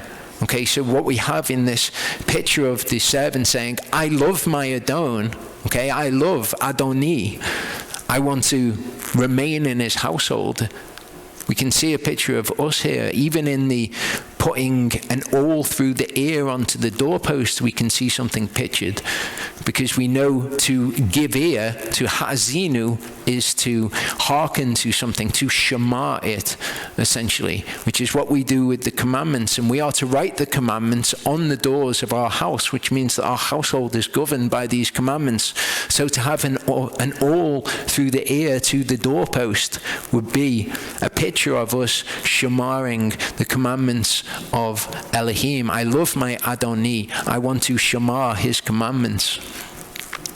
Verse 7 says, when a man sells his daughter to be a female servant, she does not go out as the male servants do. This would perhaps, on first reading, seem terrible. You've got to remember, when we're reading this, we're reading it in English, and it doesn't actually say that. If this were true, that a female servant doesn't go out as the male servants do, and a man was selling his daughter into someone's house, that would not be in accordance with the rest of the Torah. We've already read in Deuteronomy 15 verse 12, when your brother is sold to you, a Hebrew man or a Hebrew woman, so that includes women, shall serve you 6 years, let him go out free from you in the 7th year. So if it was saying that women don't go out as men do, it would be contradicting this. It's already told us this is the way that it is. When a man sells his daughter, okay, and now we get a bit of clarity over what it's actually saying. We'll read the Hebrew word, to be an amah. Okay, she does not go out as the male servants do, but it doesn't say male servants, it says Eved. Okay, so we know what an Eved is. An amah, and we'll find out what an amah is, doesn't go out as the Eveds do. This is the word amah. As you can see here, you could translate it to mean maidservant. You could translate it to mean female slave, by implication. Maid, handmaid, concubine. So this word is broader than just somebody who has gone into someone's service in their house. We see it used in Genesis 20, verse 17. It says, and Abraham prayed to Elohim, and Elohim healed Avimelech and his wife and his Amaz. So they bore children. So Avimelech, his wife, and his Amaz, his concubines, so that they bore children. That gives us a much better understanding of what's actually being said in this. When a man sells his daughter to be an amah, to be a maid or to be a concubine, she does not go out as the Aveds go out. So what's all this about a man selling his daughter? Like I said before, when a child is in the house of their father, then they are his possession. Okay, so possession is passed from the parent to the husband, and what will be done is known as a bride price, or what we might know as a dowry will be paid, and then that possession will be passed to the husband, along with all the responsibilities to look after the woman will be passed to the husband as well. When he takes a bride price for his daughter to be an amah, okay, so she goes into somebody's house to bear children to them, she does not go out as the Aved do. So it's an entirely different system of justice, which we're going to see. If she's displeasing in the eyes of her Adon, who has engaged her to himself, okay, so that should tell us that this relationship is different just on that alone, but she's gone out as an amah, she's engaged, then he shall let her be redeemed. Okay, again, Yehovah's justice is just to all parties. If this man has paid the bride price for her, and then he decides, or she decides in fact, that they don't want to go forward with the wedding, she should be redeemed because he paid a monetary value for her. So that money has to be paid. It could be paid by her father. It could be paid by another suitor. He shall have no authority to sell her to a foreign people. Okay, so she cannot be sold as an Aved because of him deceiving her. If he's engaged her to his son, he is to do to her as is the right of daughters, the mishpat of daughters, the justice of daughters. And this is what that entails. If he takes another wife, her food, her raiment, and her habitation are not to be withdrawn. And this word habitation carries with it the connotation of it being conjugal habitation as well. If he does not do these three for her, then she shall go out for naught without silver. So, if she comes into his household, he's paid the bride price for her, then she has to be redeemed. That money has to be given back to him because justice is a level playing field. However, if he then acts unjustly towards her and he is withholding food, raiment, or habitation from her, then that redemption price is no longer payable and she just leaves his household. Genesis 30, 14 to 15 is interesting. We know that the Torah was added because of transgressions. There were things that we see happening in the book of Genesis before this point which are unjust, which Yehovah would have governed differently. If he had given man a way to act in these circumstances, he would have had it done differently. It says, and Reuven went in the days of the wheat harvest and found mandrakes in the field and brought them to his mother Leah. And Rachel said to Leah, please give me some of your son's mandrakes. But she said to her, is it a small matter that you've taken away my husband? Would you also take away my son's mandrakes too? And Rachel said, therefore let him lie with you tonight for your son's mandrakes. So Yaakov had taken another wife, and he had withdrawn from Leah her habitation, or a conjugal habitation. Verse 12 says, he who strikes a man so that he dies shall certainly be put to death. That's moot again. The word's modified from moot, but it's essentially the same word. What Yehovah said, if you eat of the fruit of that tree, you will surely die. You will certainly be put to death, is another way you could translate that. You will moot. When a word is repeated, it's adding emphasis to it. It's making it like you shall certainly do this thing. Death is kind of what it's saying. It's a much more extreme version than saying you shall die. But if he did not lie in wait, but Elohim allowed him to meet his hand, then I shall appoint for you a place where he is to flee. But when a man acts presumptuously against his neighbor to kill him by guile, you are to take him even from my altar to die. So the altar would make people holy, and you wouldn't be dealing with the holy in such a way as to go in there and take him from the altar. But Yehovah is saying it's that important that somebody is put to death in this instance. You're to take him even from my altar. He says that he allows for, if he did not lie in wait, but Elohim allowed him to meet his hand. In other words, if this was an accidental death, this is covered in more detail in other parts of the Torah. And if people watching online are interested in that concept, I would say go and look for this video on the channel, because this goes through it in detail and gives you visual representations of how that works. Verse 15 says, and he who smites his father or mother shall certainly be put to death. He who smites his father or mother, moot. He who kidnaps a man and sells him, or if he is found in his hand, shall certainly be put to death. Death to this man. Okay, so if you kidnap them and sell them, then you're put to death. So this element of our modern idea of what slavery is, where somebody can be taken and sold, that is not part of Yehovah's idea of what it is to be an Aved in his kingdom. Okay, this law as given here is clarified. Okay, it's clarified in Deuteronomy 24:7 to be actually about slavery. It says, when a man is found kidnapping any of his brothers of the children of Israel and treats him as a slave or sells him, then that kidnapper shall die. Thus you shall purge the evil from your midst. This was a consensual situation. Somebody selling themselves as an Aved was a consensual situation. In all circumstances, bar one, which we'll look at as we go on, if somebody has stolen something and they cannot repay it, then they are to be sold to cover their debt. Again, the Torah is added because of transgressions. Okay, Yehovah litigates in this case and says, no, this sort of behavior is not acceptable, because of course this is exactly what was done to Joseph.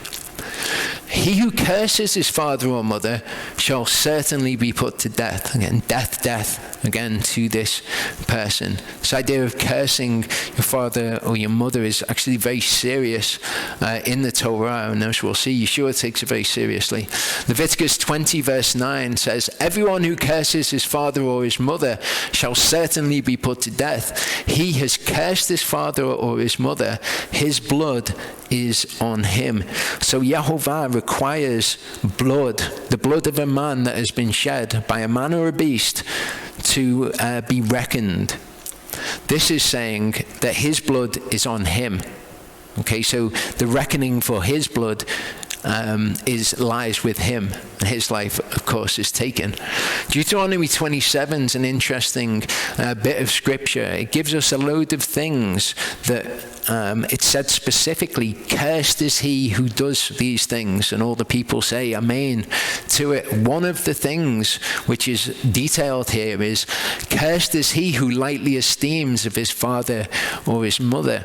As we saw a couple of weeks ago, the idea of honoring your father and your mother is to add weight to them, add consequence, gravity to them, give them weight. Okay, he who lightly esteems his father or his mother, that's somebody who does the opposite to them, does not ascribe to them kavod, he does not kavad them, he is cursed. In Matthew 15, 1-6, it says, then there came to Yeshua scribes and Pharisees from Jerusalem, saying, why do your disciples transgress the tradition of the elders? For they do not wash their hands when they eat bread. Okay, so it's part of the oral Torah. You wash your hands before you eat. Probably a good idea, but certainly not something that Yehovah says is sin if you don't do. So this is one of the transgressing one of the traditions of the elders. But he answering said to them, why do you also transgress the command of Elohim because of your tradition? For Elohim has commanded, saying, respect your father and mother, and he who curses father or mother, let him be put to death. Okay, so Yeshua says, I don't wash my hands before I eat, but that's just a tradition. Why is it by your traditions you transgress the command of Elohim? The command of Elohim says, if you curse father or mother, let him be put to death. But you say, whoever says to his father or mother, whatever profit you may have received from me has been dedicated. That is, it is korban, it is given as a gift at the temple, is certainly released from respecting his father or mother. So you've nullified the command by your tradition. So if somebody was disrespectful or cursed their father or mother, and he gave something to the temple as a gift, okay, which would have profited these people, then they released him from being executed. And Yeshua is saying this is wrong. So of course Yeshua is in agreement with the Torah. And it seems strange to emphasize the fact that Yeshua is in agreement with the Torah, because obviously he agreed with the word of Elohim.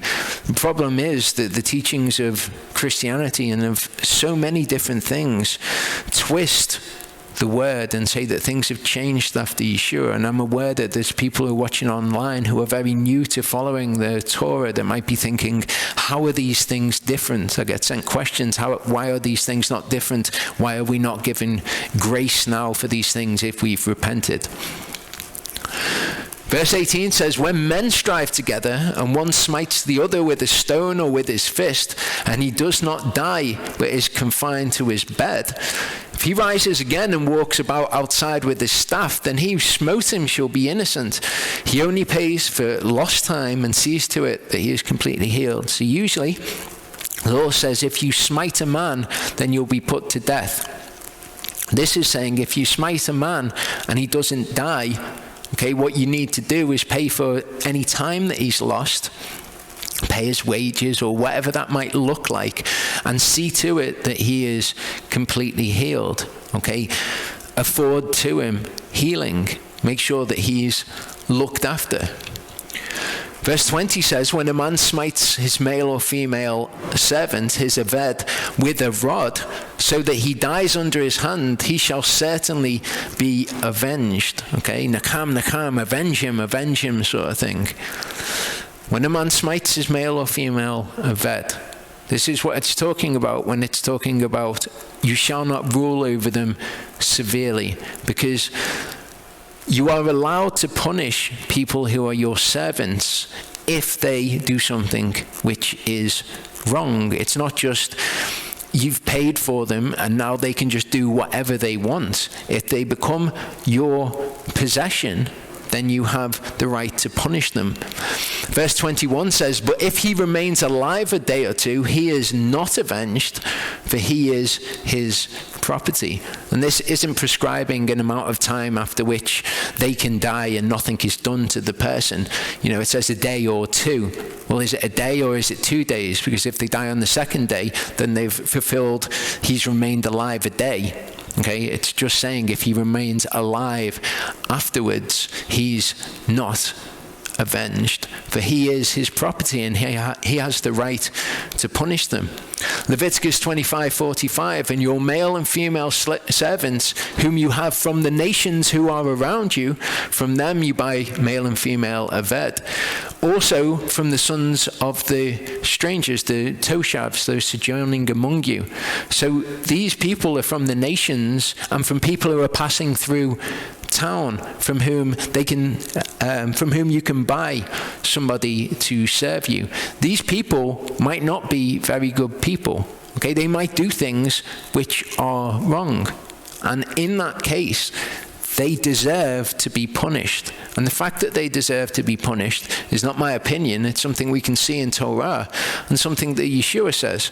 Luke 12:47-48 says, that servant who knew his master's desire, that aved, who knew his master's desire, did not prepare, nor did according to his desire, shall be beaten with many stripes.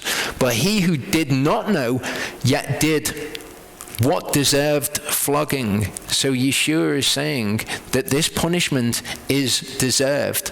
Okay, so he who did not know and yet did what deserved flogging. So this person who knew his master's desire and didn't do it, in Yeshua's eyes, deserves flogging. He deserves punishment, and this is a right which is afforded to somebody who buys an aved and takes them into their house to take care of them. They are allowed to punish them.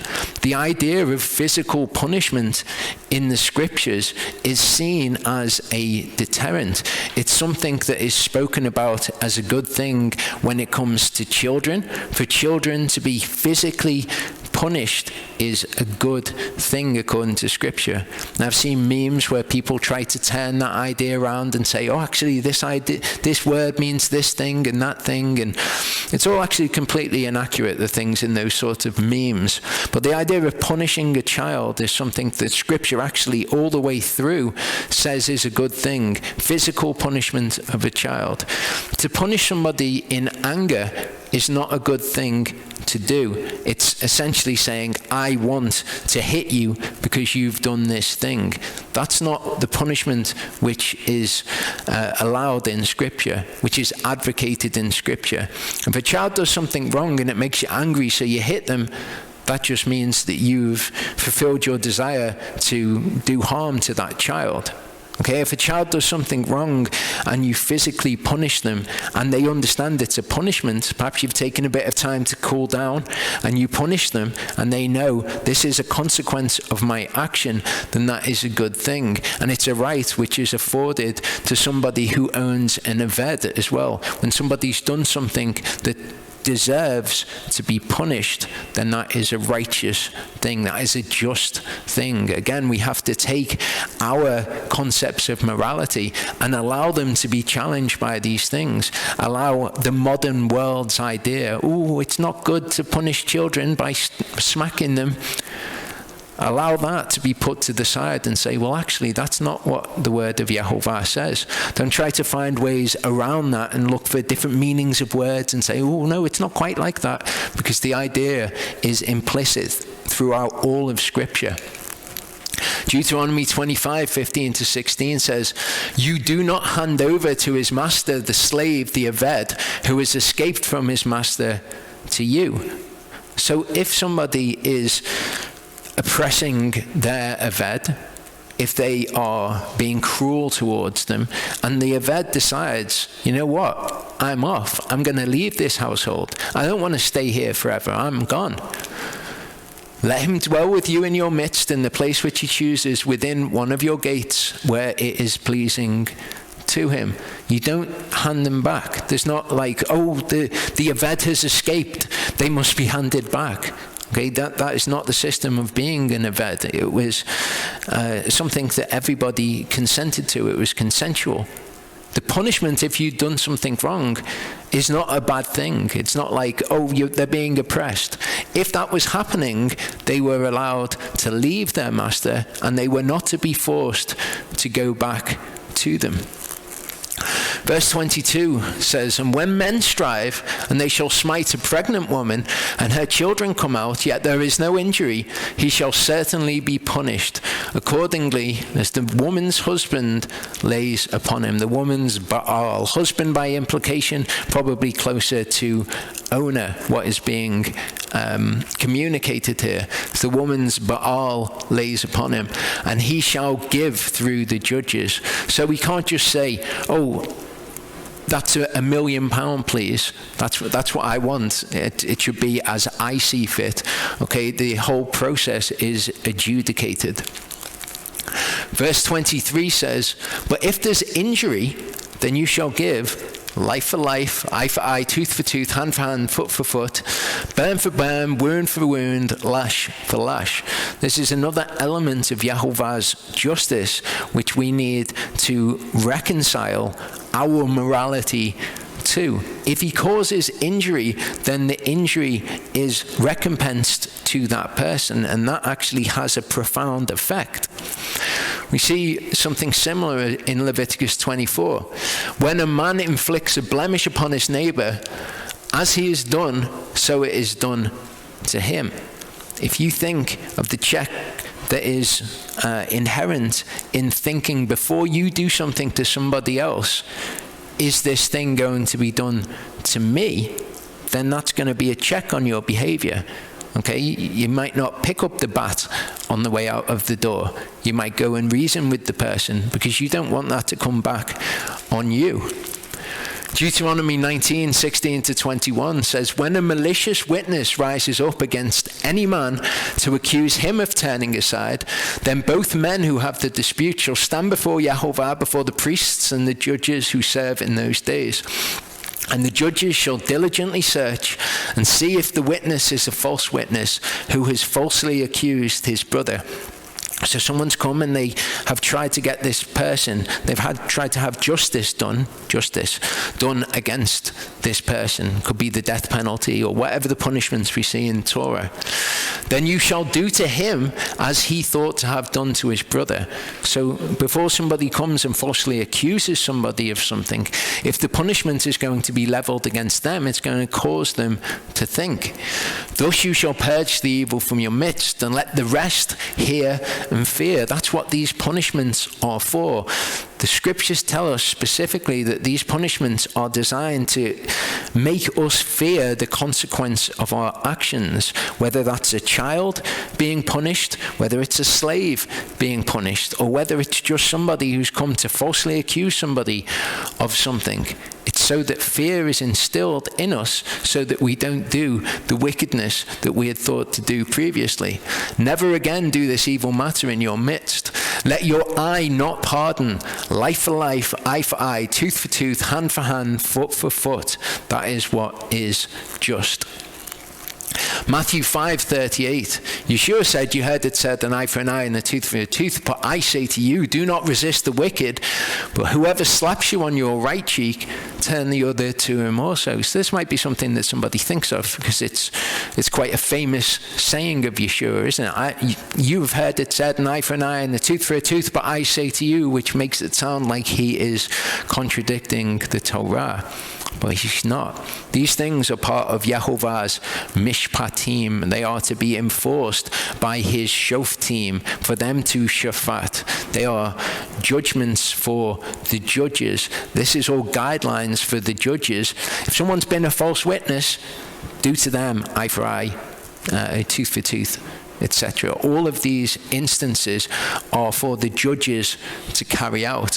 What Yeshua is saying to us is, for you, don't try and enforce this personally. It's never given for us personally. He's speaking to the ordinary people here. He didn't go to the judges and say, you've heard it said that you should be judging eye for eye, tooth for a tooth, but I say to you that you should change your judgment. That's not what he's saying. He's saying to the ordinary people, I say to you, do not resist the wicked.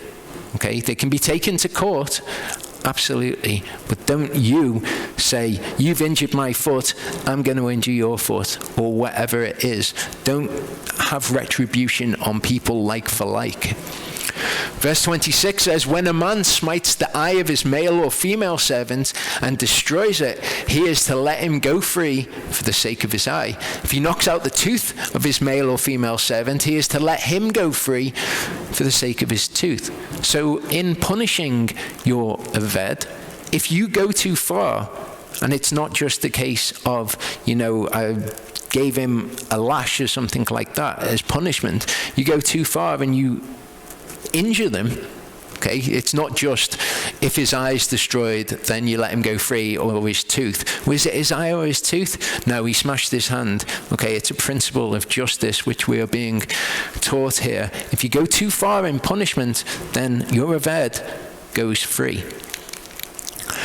When an ox gores a man or a woman to death, then the ox shall certainly be stoned, and its flesh is not eaten, and the owner of the ox is innocent. However, if the ox was previously in the habit of goring, and its owner has been warned, and he's not kept it confined so that it killed a man or a woman, then the ox is stoned, and its owner, its Baal, is put to death. So, you own an ox, and it kills somebody. You had no idea that the ox was dangerous. You're innocent, but the ox is to be put to death. However, if you knew, and you were negligent, or you were reckless with your ox, and you've allowed it to kill somebody else, then you are put to death along with the ox. It says, if a ransom is laid upon him, then he shall give the ransom of his life, whatever is laid upon him. So, if the judges decide in that case that it would be more just to levy a fine, then he can pay the fine instead. Perhaps he was aware that the ox was in the habit of goring, but it had been 20 years and the ox had been fine and it was no danger to anybody, and then, it just happened to kill somebody because they infuriated the ox or something like that. There's mitigating circumstances, basically.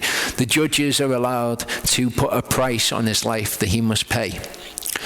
Whether it has gored a son or a daughter, according to this justice that is done to him, his sons and his daughters are his possessions.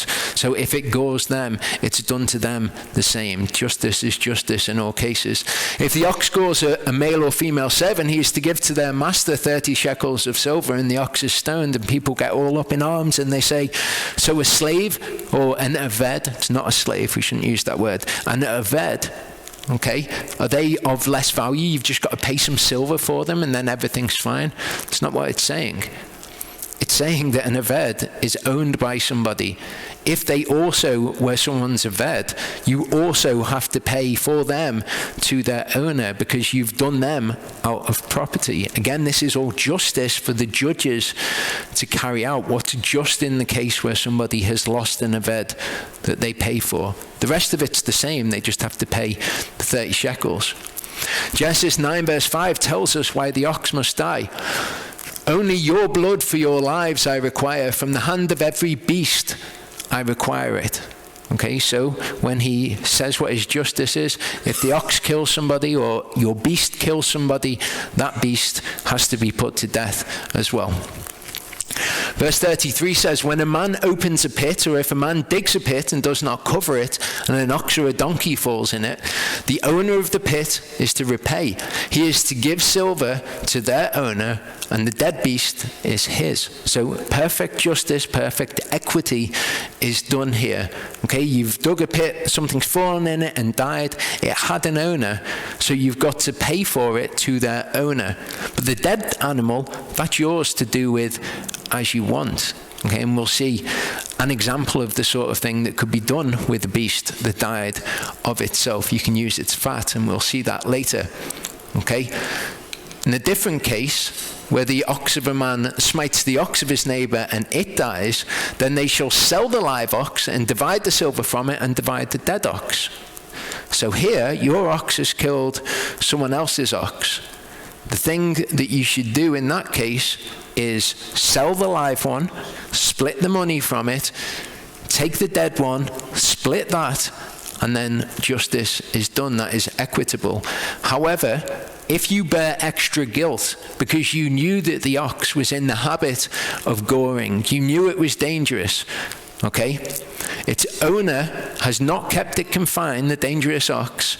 He will repay ox for ox, while the dead beast is his. So in the first case, as we saw, when your ox kills somebody and you didn't know, you were innocent.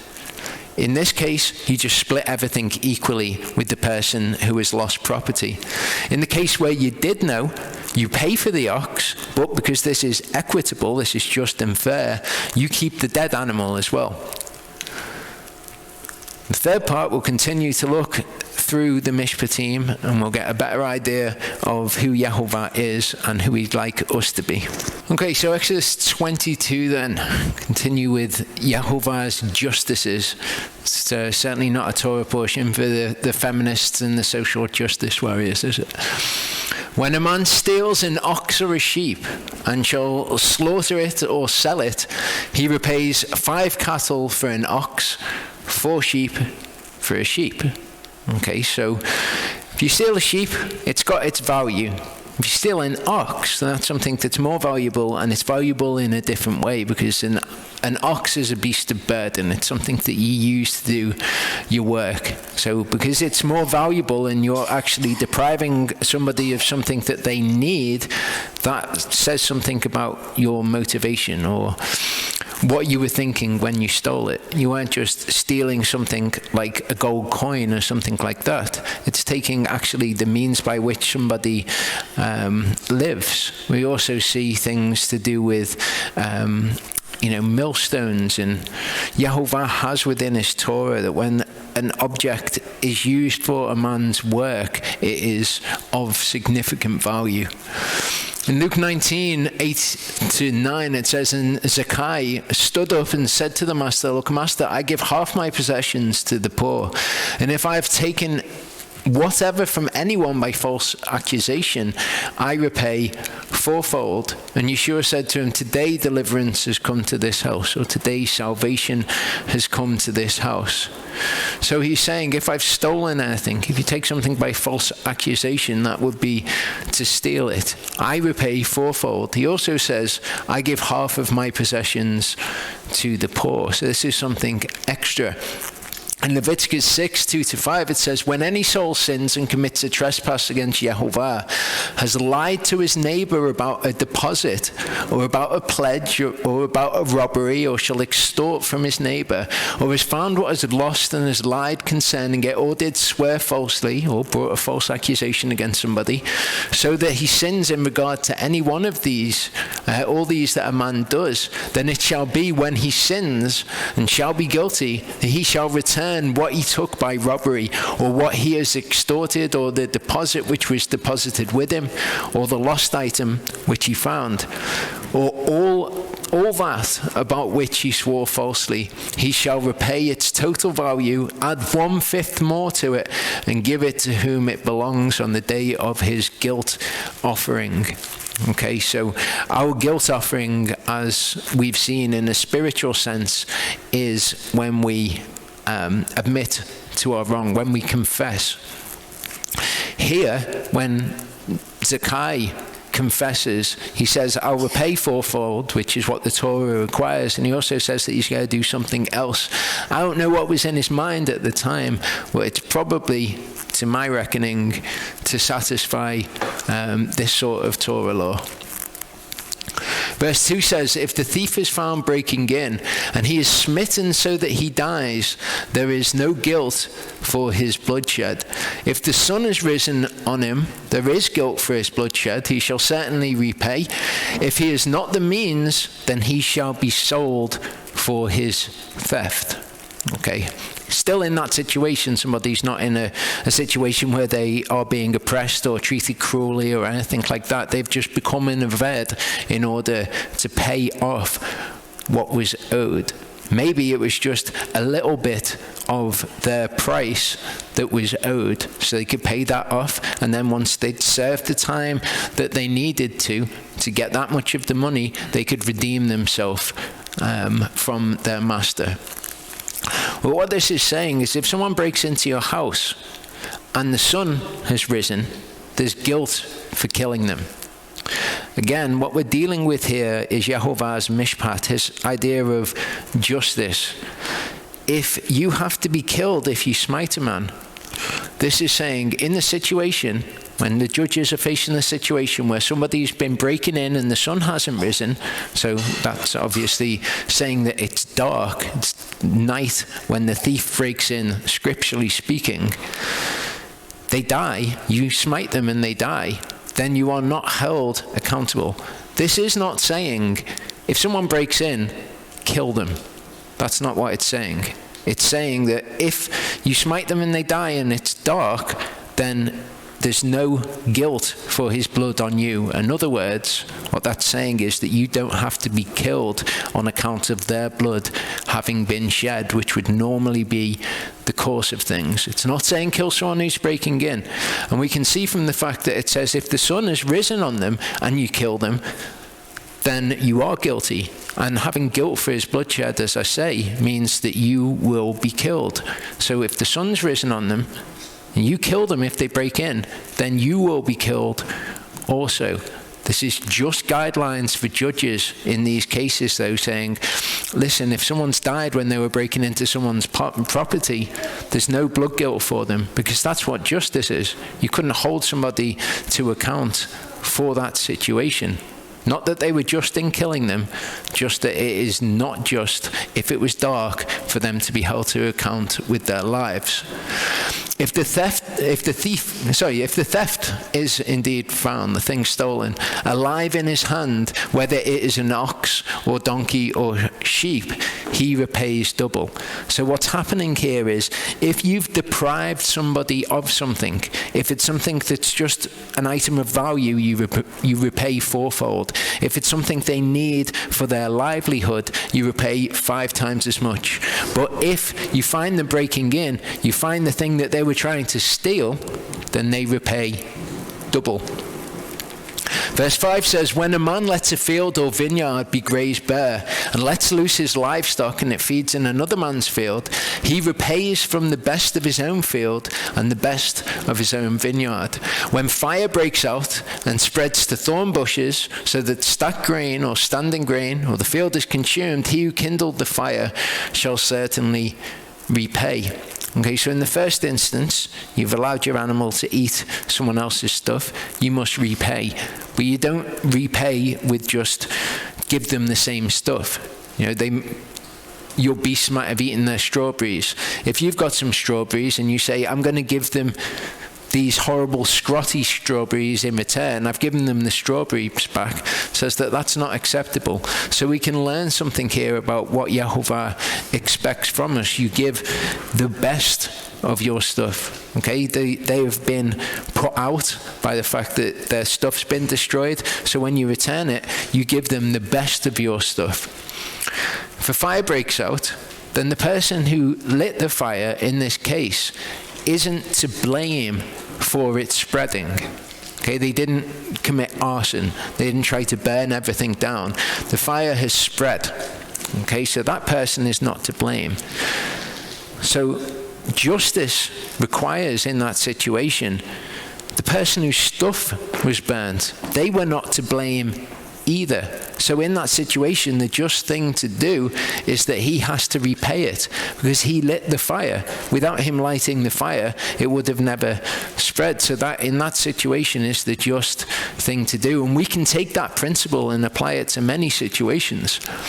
Verse 7 says, when a man gives silver or goods to his neighbor to guard, and it is stolen out of the man's house, if the thief is found, he repays double.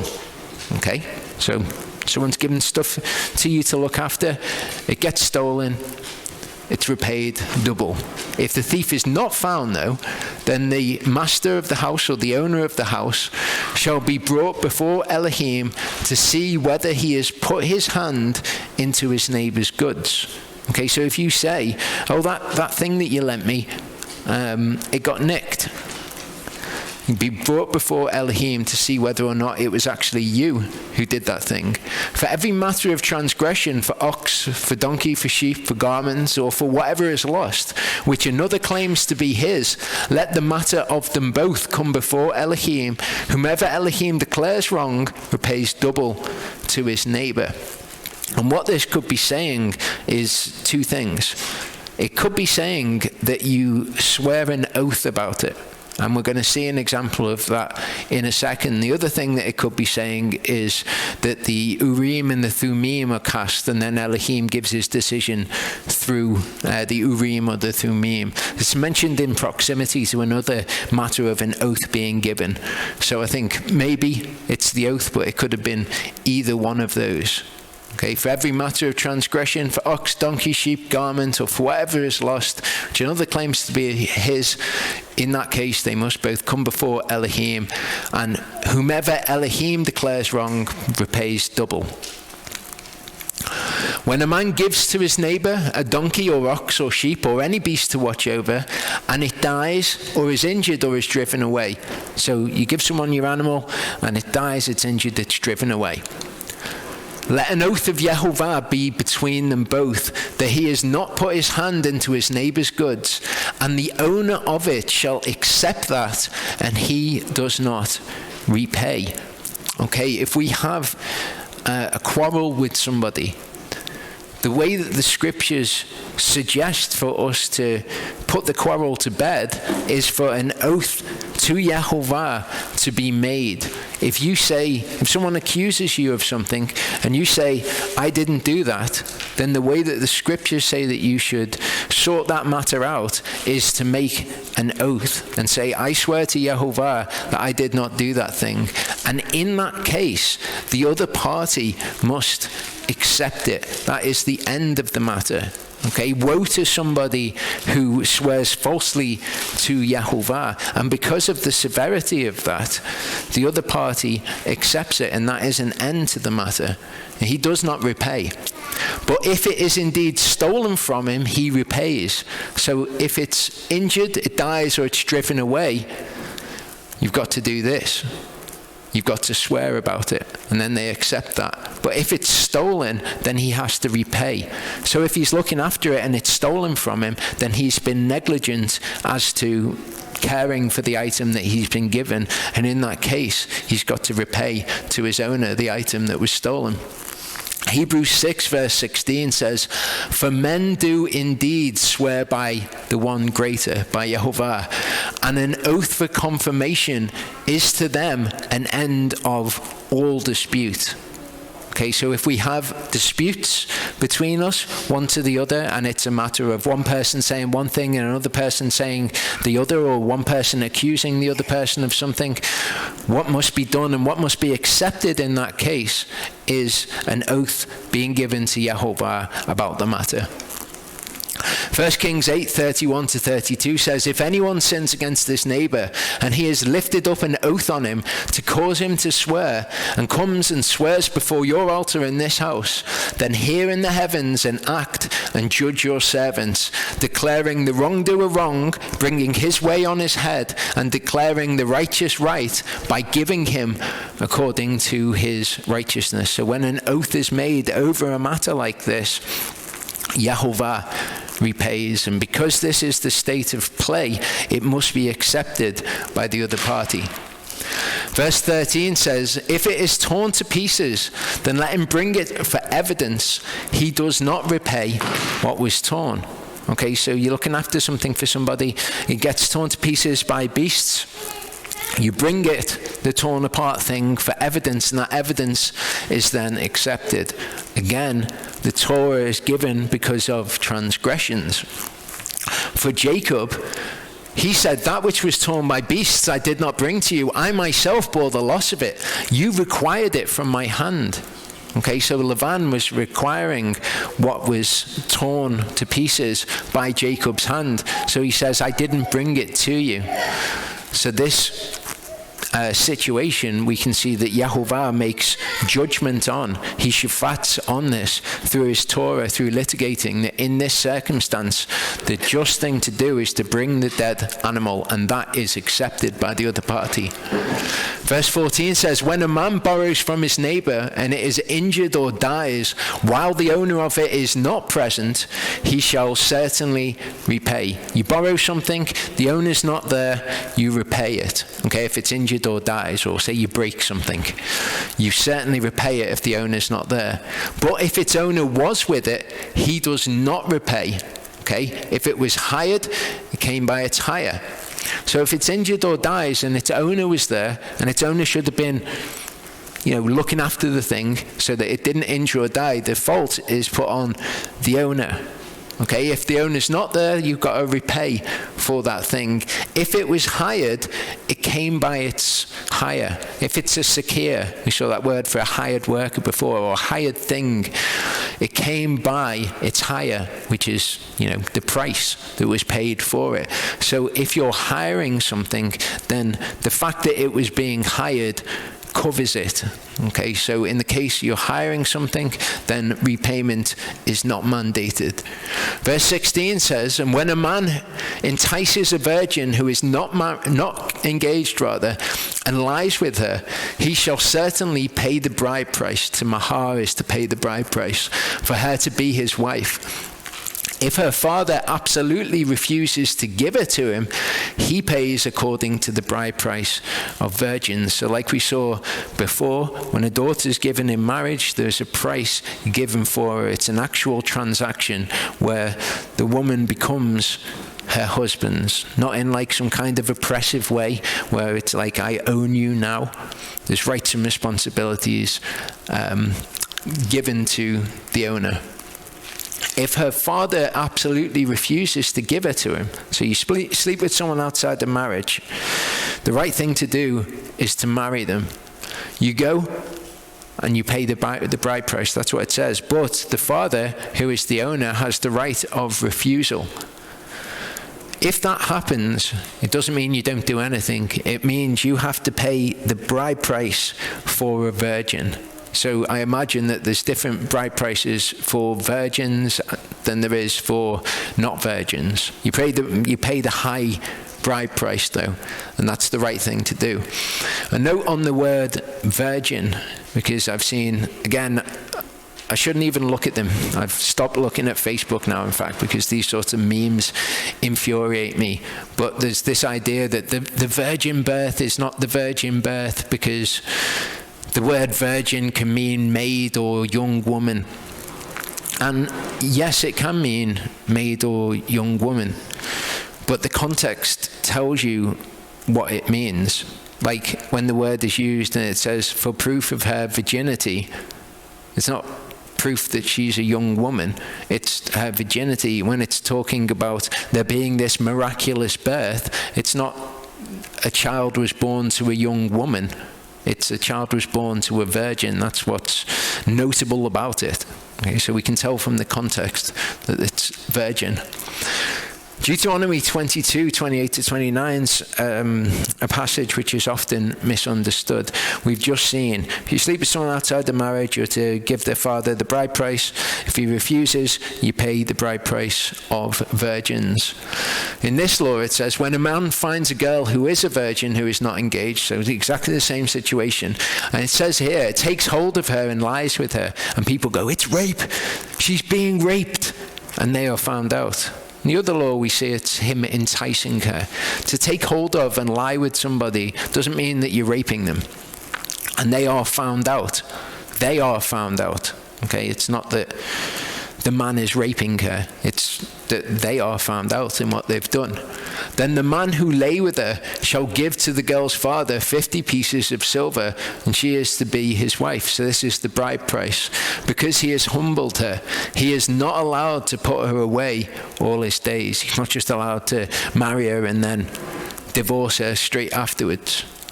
Genesis 34, 11 to 12 says, and Shechem said to her father and her brothers, let me find favor in your eyes, and whatever you say to me, I give. Ask of me a bride price and gift ever so high, and I give according to what you say to me.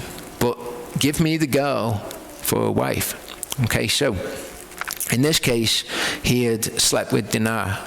They weren't married. He'd found a virgin who was not married. He'd seduced her, and he says that he will pay the bride price for her, which is what the Torah says to do. Jacob's sons don't accept this. Okay, and what the Torah, which was given because of transgressions, tells us to do in this case is to either accept it or to refuse it and then still take the bride price. That's the correct thing to do. Jacob's sons, as we know, did what was unjust. Verse 18 says, do not allow a practicer of witchcraft to live. Okay, so this is an example of one of the laws which distinguishes us from the nations. Anyone lying with a beast shall certainly be put to death. In Leviticus 20:16, we get a bit more information. It says that, and a woman who approaches any beast and mates with it, you shall kill the woman and the beast, and they shall certainly be put to death. Their blood is upon them. In Deuteronomy 27, again, the few offenses where it says, cursed is the person who does this. This is one of the offenses. Cursed is he who lies with any beast. Verse 20 says, he who sacrifices to a god, except to Yehovah only, is put under the ban. So offering up sacrifices to gods, not acceptable. Verse 21, do not tread down a sojourner or oppress him, for you are sojourners in the land of Mitzrayim. Do not afflict any widow or fatherless child. If you do afflict them at all, if they cry out to me at all, I shall certainly hear their cry. And my wrath shall burn, and I shall slay you with the sword, and your wives be widows, and your children fatherless. So here we see Yehovah talking about these categories of people that we see throughout Scriptures, the vulnerable ones that he wants us to look after. And he pronounces these punishments upon us if we are to oppress them at all. Leviticus 19:33-34 says, when a ger sojourns with you in your land, do not oppress him. Let the ger who dwells with you be to you as the native among you, and you shall love him as yourself, for you were strangers in the land of Mitzrayim. And we see in Deuteronomy 27 again, this is one of the few things which are highlighted as a person is particularly cursed for not doing. Cursed is he who twists the justice of the stranger, the fatherless, and the widow, as given in this Torah portion. Verse 25 says, if you do lend silver to any of my people, the poor among you, you are not to be like the one that lends on interest to him. Do not lay interest on him. If you take your neighbor's garment as a pledge at all, you are to return it to him before the sun goes down. For that is his only covering. It is his garment for his skin. What does he sleep in? And it shall be that when he cries to me, I shall hear, for I show favor. So when you lend to somebody, okay, you don't act in any way which is different towards them. Okay, you still perform mishpat to them. We see in Deuteronomy 23:20, it says, to a nokri you lend at interest, but to your brother you do not lend at interest. That's a foreigner, literally somebody who comes from another country. Deuteronomy 24 goes on to inform us, when you lend your brother a loan, do not go into his house to get his pledge. Stand outside and let the man to whom you lend bring the pledge out to you. So you don't accrue any kind of extra rights over somebody. You don't treat them any differently. You can't go into their house and say, give me a pledge for that which I lent to you. Just the lending is, you don't lend at interest. It's just naturally what you do when somebody is poor, and it doesn't confer any extra status on you. And if the man is poor, do not sleep with his pledge. By all means, return the pledge to him at sundown, and he shall sleep in his own garment and shall bless you, and it shall be righteousness to you before Yehovah, your Elohim. So here we've got the converse of that situation. If he cries out to me, I will hear him. This man shall bless you in your doing this, in your dealing with him like this, and that shall be righteousness to you before Yehovah. Proverbs 22:26 says, do not be one of those who shakes hand in a pledge, one of those who are guarantors for debts. And that's an interesting piece of scripture to consider here.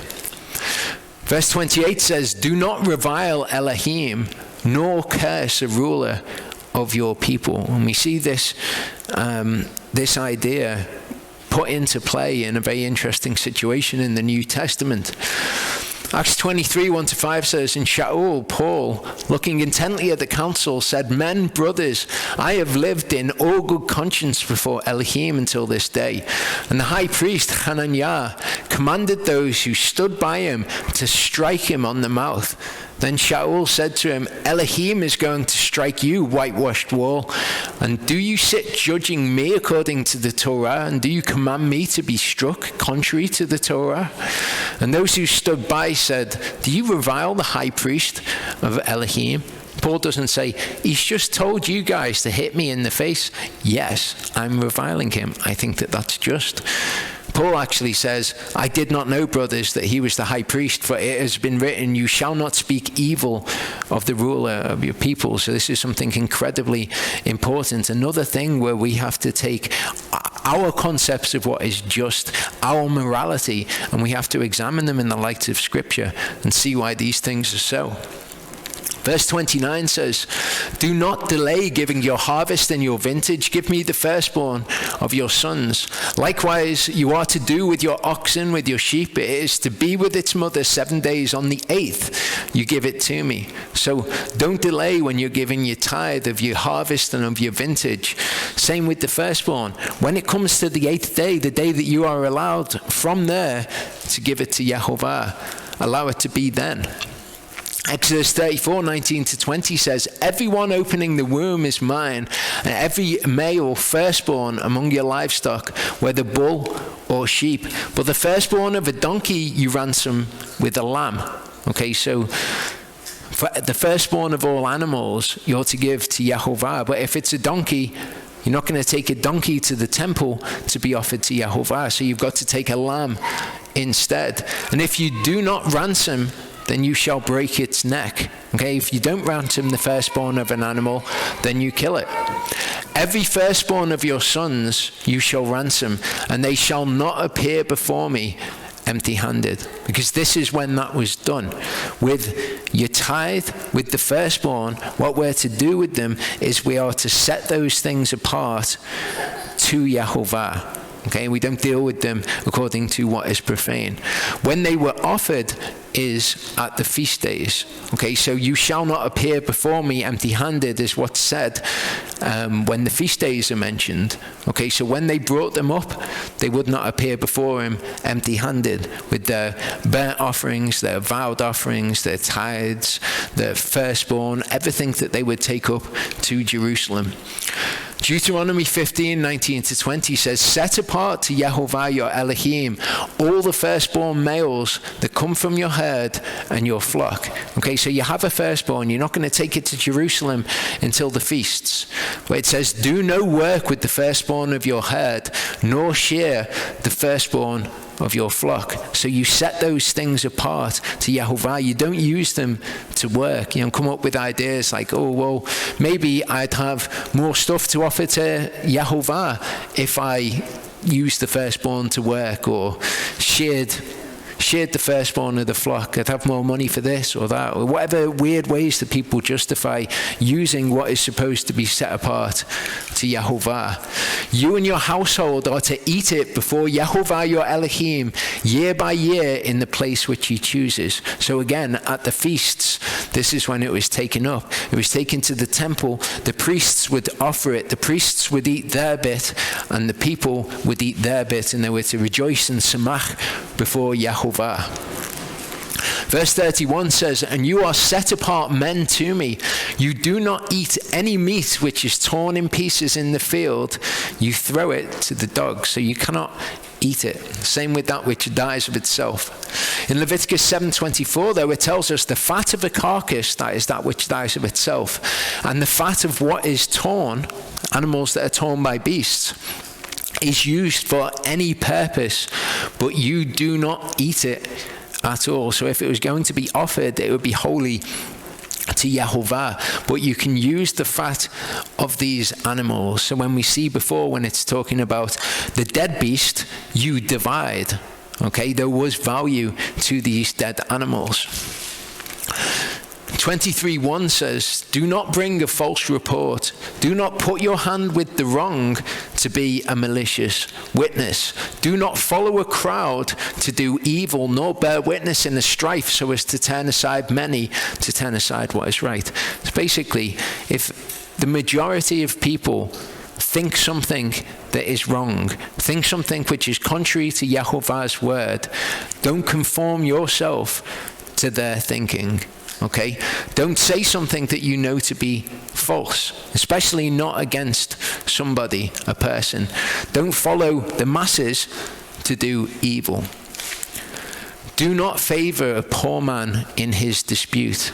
Again, we saw before that there are rights and responsibilities conferred upon the owners of Aved. We might think that we should favor the poor man in that situation and make it all about what's good for the poor man. Yehovah says it's not that way. Justice for the rich is the same as justice for the poor. Luke 3 verse 14. Interesting bit of scripture this, when John the Baptist says, bear fruits meet for repentance, worthy of repentance. Different groups of people come to him and say, basically, what does that look like for us? What shall we do? Here, some soldiers also asked him, saying, and what shall we do? And he said to them, do not intimidate anyone or accuse falsely, and be satisfied with your pay. So he's telling them parts of the Mishpatim here. He's saying, these are the things that I can see that you do, which are transgressions. These are the things that you should turn from. Leviticus 19 verse 15, do no unrighteousness in Mishpat. Don't be partial to the poor or favor the face of the great, but judge your neighbor in righteousness. Just judge him in justness. Be just. Deuteronomy 1:16-17 says, I commanded your judges at that time, saying, when hearing between your brothers, judge righteously. So he's saying this to the Shoftim. He's saying, Shaphat righteously between a man and his brother, or the stranger who is with him. Do not show partiality in Mishpat. Hear the small as well as the great. Do not be afraid of anyone's face, for the justice belongs to Elohim. So this is what it's talking about in our Torah portion, where it's saying, do not pervert the justice. Do not favor the poor when you do these things. Proverbs 17 verse 15, okay, again in the realm of the courts of men. He who declares the wrong right, he who justifies the wrong, and he who condemns the righteous, both of them are an abomination to Yehovah. So if a poor man has done something wrong and you decide that you're going to favor them because they're poor, and you start saying things like, oh, they've had such a hard life, and it's because of this, or it's because of that, I'm going to favor them. That's wrong before Yehovah. When it comes to justice being done, justice has to be impartial and fair to everybody. Verse 4 says, when you meet your enemy's ox or his donkey going astray, you shall certainly return it to him. When you see the donkey of him who hates you lying under its burden, you shall refrain from leaving it to him. You shall certainly help him. Okay, so your enemy, somebody that you don't like, you see their thing, maybe they've lost their thing, maybe one of their things has somehow gone out of their possession, maybe they've got a donkey and it's gone astray. You certainly return it to him. You take that time to take something to somebody that you don't like. Even somebody who hates you, okay, you see them struggling, they see the donkey lying under its burden, you shall refrain from leaving it to him. Okay, you don't say, oh, I'm not helping him. You see them in trouble, you help them. You do to them as you would do to anyone else. Matthew 5:43-45. You heard that it was said, you shall love your neighbor and hate your enemy. But I say to you, love your enemies, bless those cursing you, do good to those hating you, pray for those insulting you and persecuting you, so that you become sons of your Father in the heavens, because he makes his sun rise on the wicked and on the good, and sends rain on the righteous and on the unrighteous. Okay, so like we saw before, when Yeshua is correcting their understanding about the application of something, when he says, can't remember what it was now. Oh yeah, eye for an eye, tooth for a tooth, that's it. When he corrects their understanding about what that actually means, here he's correcting the understanding of something else which is mistaught. Okay, you shall love your enemies. You don't hate your enemies. You've heard it said that what you're supposed to do is hate your enemies. As we can see from the Torah, that's not the case. And in fact, elsewhere in the scriptures, Proverbs 25 says, if your enemy is hungry, give him bread to eat, and if he's thirsty, give him water to drink. For you are heaping coals of fire on his head, and Yehovah reward you. Okay, not that you do these things maliciously and you think, oh, I'll be doing them harm. What it's saying is, Yehovah is just. If you are treating somebody justly and they are treating you unjustly, that's going to go against them and for you. Verse 10 says, and for 6 years you are to sow your land and shall gather its increase. But the 7th year you are to let it rest and shall leave it, and the poor of your people shall eat. And what they leave, the beasts of the field eat. Do the same with your vineyard and with your olive yard. So 6 years, you can take all the crops. And the 7th year, it's for the poor and the beasts. Verse 12 says, 6 days you do your work, and on the 7th day you Shabbat, in order that your ox and your donkey might nuach, the son of your female servant and the sojourner be refreshed. Okay, so if people want to know what to Shabbat or to nuach is, go and watch Charlie's Torah portion from last week, because he covers it in detail in the second part. This is what Shabbat's about. Okay, Shabbat is ceasing from your activity in order to be refreshed. And in all that I have said to you, take heed, Shema. Make no mention of the name of other gods. And the word there is to zakar. To zakar is to bring to remembrance. Let it not be heard from your mouth. Does that mean that we can't use the names of the days of the week because they all have pagan gods' names among them? What is Yehovah's name? His name is his character. Don't bring to remembrance the name of other gods, what they're about. Don't look out the window and go, oh, it's raining. Bob the rain god must be angry with us. Okay, the name of other gods as opposed to the name of Yehovah. Verse 14, 3 times in the year you are to observe a festival to me. Cherish the festival of unleavened bread. 7 days you eat unleavened bread, as I commanded you in the time appointed in the month of Aviv. For in it you came out of Mitzrayim, and do not appear before me empty-handed. And we saw before what this is talking about. And the festival of the harvest, the festival of your labors which you have sown in the field, and the festival of the ingathering at the outgoing of the year, when you've gathered in the fruit of your labors from the field. 3 times in the year all your males are to appear before the Adon Yehovah. Do not offer the blood of my sacrifice with unleavened bread, and the fat of my offering shall not remain until morning. In the English, we're kind of like, oh, what's it talking about here? What sacrifice? What offering? The word for sacrifice here is zavach. Okay, the standard word for sacrifice, but this word is actually used of the Passover lamb, the killing of the Passover lamb. That is what Yehovah's zavach is. The word for offering here is chag. Okay, and that is a word for feast. Okay, you could use moed if you wanted to emphasize the appointed time, but chag is another word that's used of these days. So we know what chag it's talking about. We also know that they shall not remain until morning is said of the Passover lamb. So do not offer the blood of the Passover lamb with leavened bread. Bring the first of the first fruits of your land into the house of Yehovah your Elohim. Do not cook a young goat in its mother's milk. As I mentioned before, this is Yehovah saying these are the pagan practices which are unacceptable. See, I am sending an angel before you to guard you in the way and to bring you into the place which I have prepared.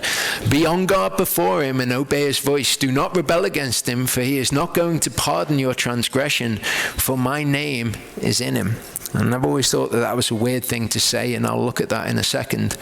If you diligently obey his voice and shall do all that I speak, then I shall be an enemy to your enemies and a distresser to those who distress you. For my angel shall go before you and shall bring you in to the Amorites, to the Hittites, to the Perizzites and the Canaanites, the Hivites and the Jebusites, and I shall cut them off.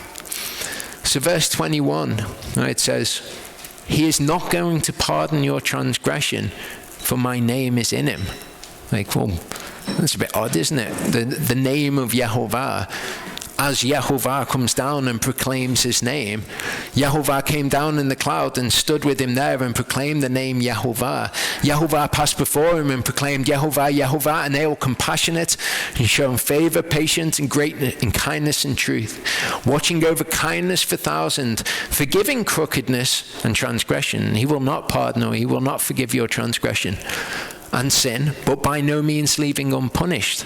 So I'd always kind of thought, well, maybe it's talking about the not leaving unpunished bit, but to say he will not forgive your transgression always seemed bizarre to me. If you check what that verse says in the Septuagint, it says, take heed to thyself and hearken to him, disobey him not, for he will not give way to thee, for my name is on him. That's right. He won't give way to you in your sin. Not that he won't forgive you if you repent of your sin. It's that he won't give way to you and just kind of let you have your own way, for my name is on him. Verse 24 says, do not bow down to their gods, nor serve them, nor do according to their works, but without fail overthrow them, and without fail break down their pillars. And you shall serve Yehovah your Elohim, and he shall bless your bread and your water, and I shall remove sickness from your midst. I found it interesting the other day when I was looking at Zechariah and his wife Elisheva in the New Testament, John the Baptist's parents. It says that they were righteous and that Elisheva was barren. As Yehovah begins to reintroduce these things, it says in verse 26, none shall miscarry or be barren in your land. But the curses say that as the people get worse, Yehovah will start to reintroduce these things. So by the time Yeshua was around, or John the Baptist was around, you had righteous people who were barren again, just like you had before this was given. I shall fill the number of your days. I shall send my fear before you and cause confusion among all the people to whom you come, and make all your enemies turn their backs to you. And I shall send hornets before you, which shall drive out the Hivite and the Canaanite and the Hittite from before you. And we saw a couple of weeks ago how he does these things, that he can put people into confusion, he can turn people's swords against one another.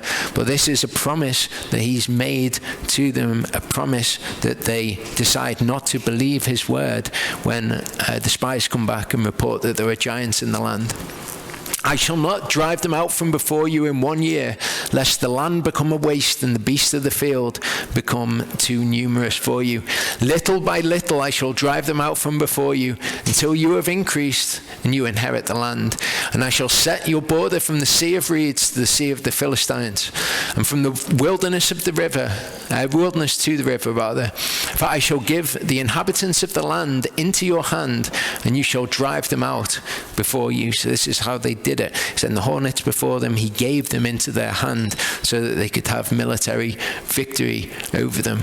Do not make a covenant with them, nor with their gods. And of course, we see this throughout Torah, something that is explicitly important to Yehovah. He actually says to not let them dwell in the land with them, lest they make you sin against me when you serve their gods, when it becomes a snare to you. So when we are in the land of the Gentiles, as we are at the moment, and we're surrounded by people who are following after foreign gods, this should be something that we have at the center of our attention, the risk that this is something that they may ensnare us to do as well. You think about things like Christmas and things like Easter. Okay, people find it difficult when they're living in the midst of the Gentiles to say goodbye to those things, even though, as we'll see in a second, they're explicitly forbidden by the Torah. You wouldn't find it difficult in the land of Israel in the millennium to not do Christmas, but if you're in the midst of the Gentiles, it's something you need to pay particular attention to. Deuteronomy 12:29-31 says, when Yehovah your Elohim does cut off from before you the nations which you go to dispossess, and you dispossess them and dwell in their land, guard yourself that you are not ensnared to follow them after they are destroyed from before you, and that you do not inquire about their gods, saying, how did these nations serve their gods? Let me do so too. Do not do so to Yehovah your Elohim, for every abomination which Yehovah hates they've done to their gods. So if you worship Yehovah in the way that the pagans worship their gods, like Christmas and Easter, which are done by the nations. Christmas and Easter are loved by all of the people of the Gentiles. And they come from pagan traditions originally. If we take those and we make it about Yeshua's birthday or about his death and we worship Elohim through them, he's told us explicitly not to do those things. So what we can learn from this is that it's going to be difficult, or we may be more prone to do it, when we are surrounded by Gentiles who are going after all of these pagan forms of worship. And we may be tempted to try and make it about Yehovah and to do that. You can learn that it might be difficult, but they're told explicitly not to do so, and not to make it any harder for themselves by letting those people dwell in the land with them. 24:1 says, and to Moshe he said, come up to Yehovah, you and Aharon, Nadav and Avihu, and the 70 of the elders of Israel, and you shall bow yourselves from a distance. But Moshe shall draw near to Yehovah by himself. The word's Nagash. It's a word that's synonymous with Karav, to draw near. Let them not Nagash, nor let the people go up with him. And Moshe came and related to the people all the words of Yehovah, all the justices, and the people answered with one voice and said, all the words which Yehovah has spoken, we shall do. So this is around the point where people start saying, well, they've agreed that they will do what Yehovah has said up to this point. What's that? He related to them the words, 10 words, and the Mishpatim. And they all answered and said, all the words that he's spoken, we shall do. If you wanted to be really funny about it, you could say all that they were agreeing to do was the words. Okay? What Yehovah has spoken before this, and actually how Yehovah sees this, Yehovah relates it to us, how he sees what they were agreeing to elsewhere in Scripture, which we'll see, is that they were agreeing to do everything that he said from that point onwards. Verse 4 says, and Moshe wrote down all the words of Yehovah, rose up early in the morning, and he built an altar at the foot of the mountain and 12 standing columns for the 12 tribes of Israel. And he sent young men of the children of Israel, and they offered burnt offerings and sacrificed peace offerings of bulls to Yehovah. What's going to come after this is he's going to give instructions on things like peace offerings and burnt offerings. Again, the Torah was added because of transgressions. It tells us how not to do certain things. So they were offering these things. It's yet to be litigated on. It's yet to be put into law how they should be doing these things. That's what he's about to go on and do. But it's not a response to them doing the sin of the golden calf. Okay? Burnt offerings and peace offerings are good. They're ways to draw close to Yehovah. Moshe took half the blood and put it in basins, and half the blood he sprinkled on the altar. And he took the book of the covenant and read in the hearing of the people. And they said, all that Yehovah has spoken, we shall do and obey. And Moshe took the blood and sprinkled it on the people, and see the blood of the covenant, and said, see the blood of the covenant which Yehovah has made with you concerning all these words. This is how Yehovah sees what they were agreeing to there.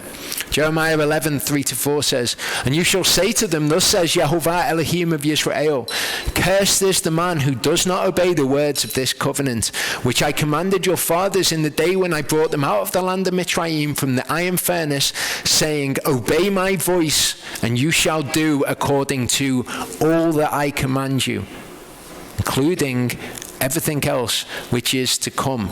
And you shall be my people, and I shall be your Elohim.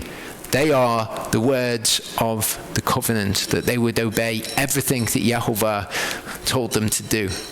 Moshe went up, and also Aharon, Nadav, and Avihu, and 70 of the elders of Israel. And they saw the Elohim of Israel, and under his feet like a paved work of sapphire stone, and like the heavens for brightness. Yet he did not stretch out his hand against the chiefs of the children of Israel. And they saw Elohim, and they ate and drank. And Yehovah said to Moshe, come up to me on the mountain, and be there while I give you tablets of stone, and the Torah, and the command which I have written to teach them. Okay, so he doesn't say, that's it, that's the covenant, that's all I want them to know. Also, he doesn't say this after the sin of the golden calf. He says, now come up to me on the mountain and I'll tell you the Torah and the command, which they've now agreed to do. They will do all that I command them.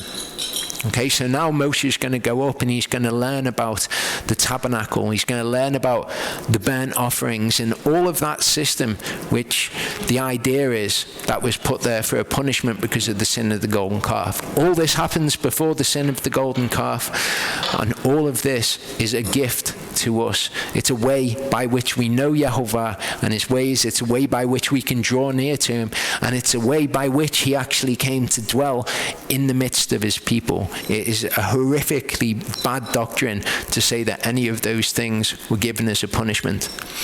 Moshe arose with his assistant Yehoshua, and Moshe went up to the mountain of Elohim. And he said to the elders, wait here for us until we come back to you, and see Aharon and Cher are with you. Whoever has matters, let him go to them. And Moshe went up into the mountain, and a cloud covered the mountain. And the esteem of Yehovah, his weight, his heaviness, his glory, dwelt on Mount Sinai. And the cloud covered it for 6 days. And on the 7th day he called to Moshe out of the midst of the cloud. And the appearance of the esteem of Yehovah was like a consuming fire on the top of the mountain. That's what it looked like. It looked like consuming fire before the eyes of the children of Israel. And Moshe went into the midst of the cloud and went up into the mountain. And it came to be that Moshe was on the mountain 40 days and 40 nights. Next week, what Charlie will be looking at is the instructions for the tabernacle being built, the actual dwelling place of Yehovah, so he can come and dwell in the midst of his people. Shall we pray?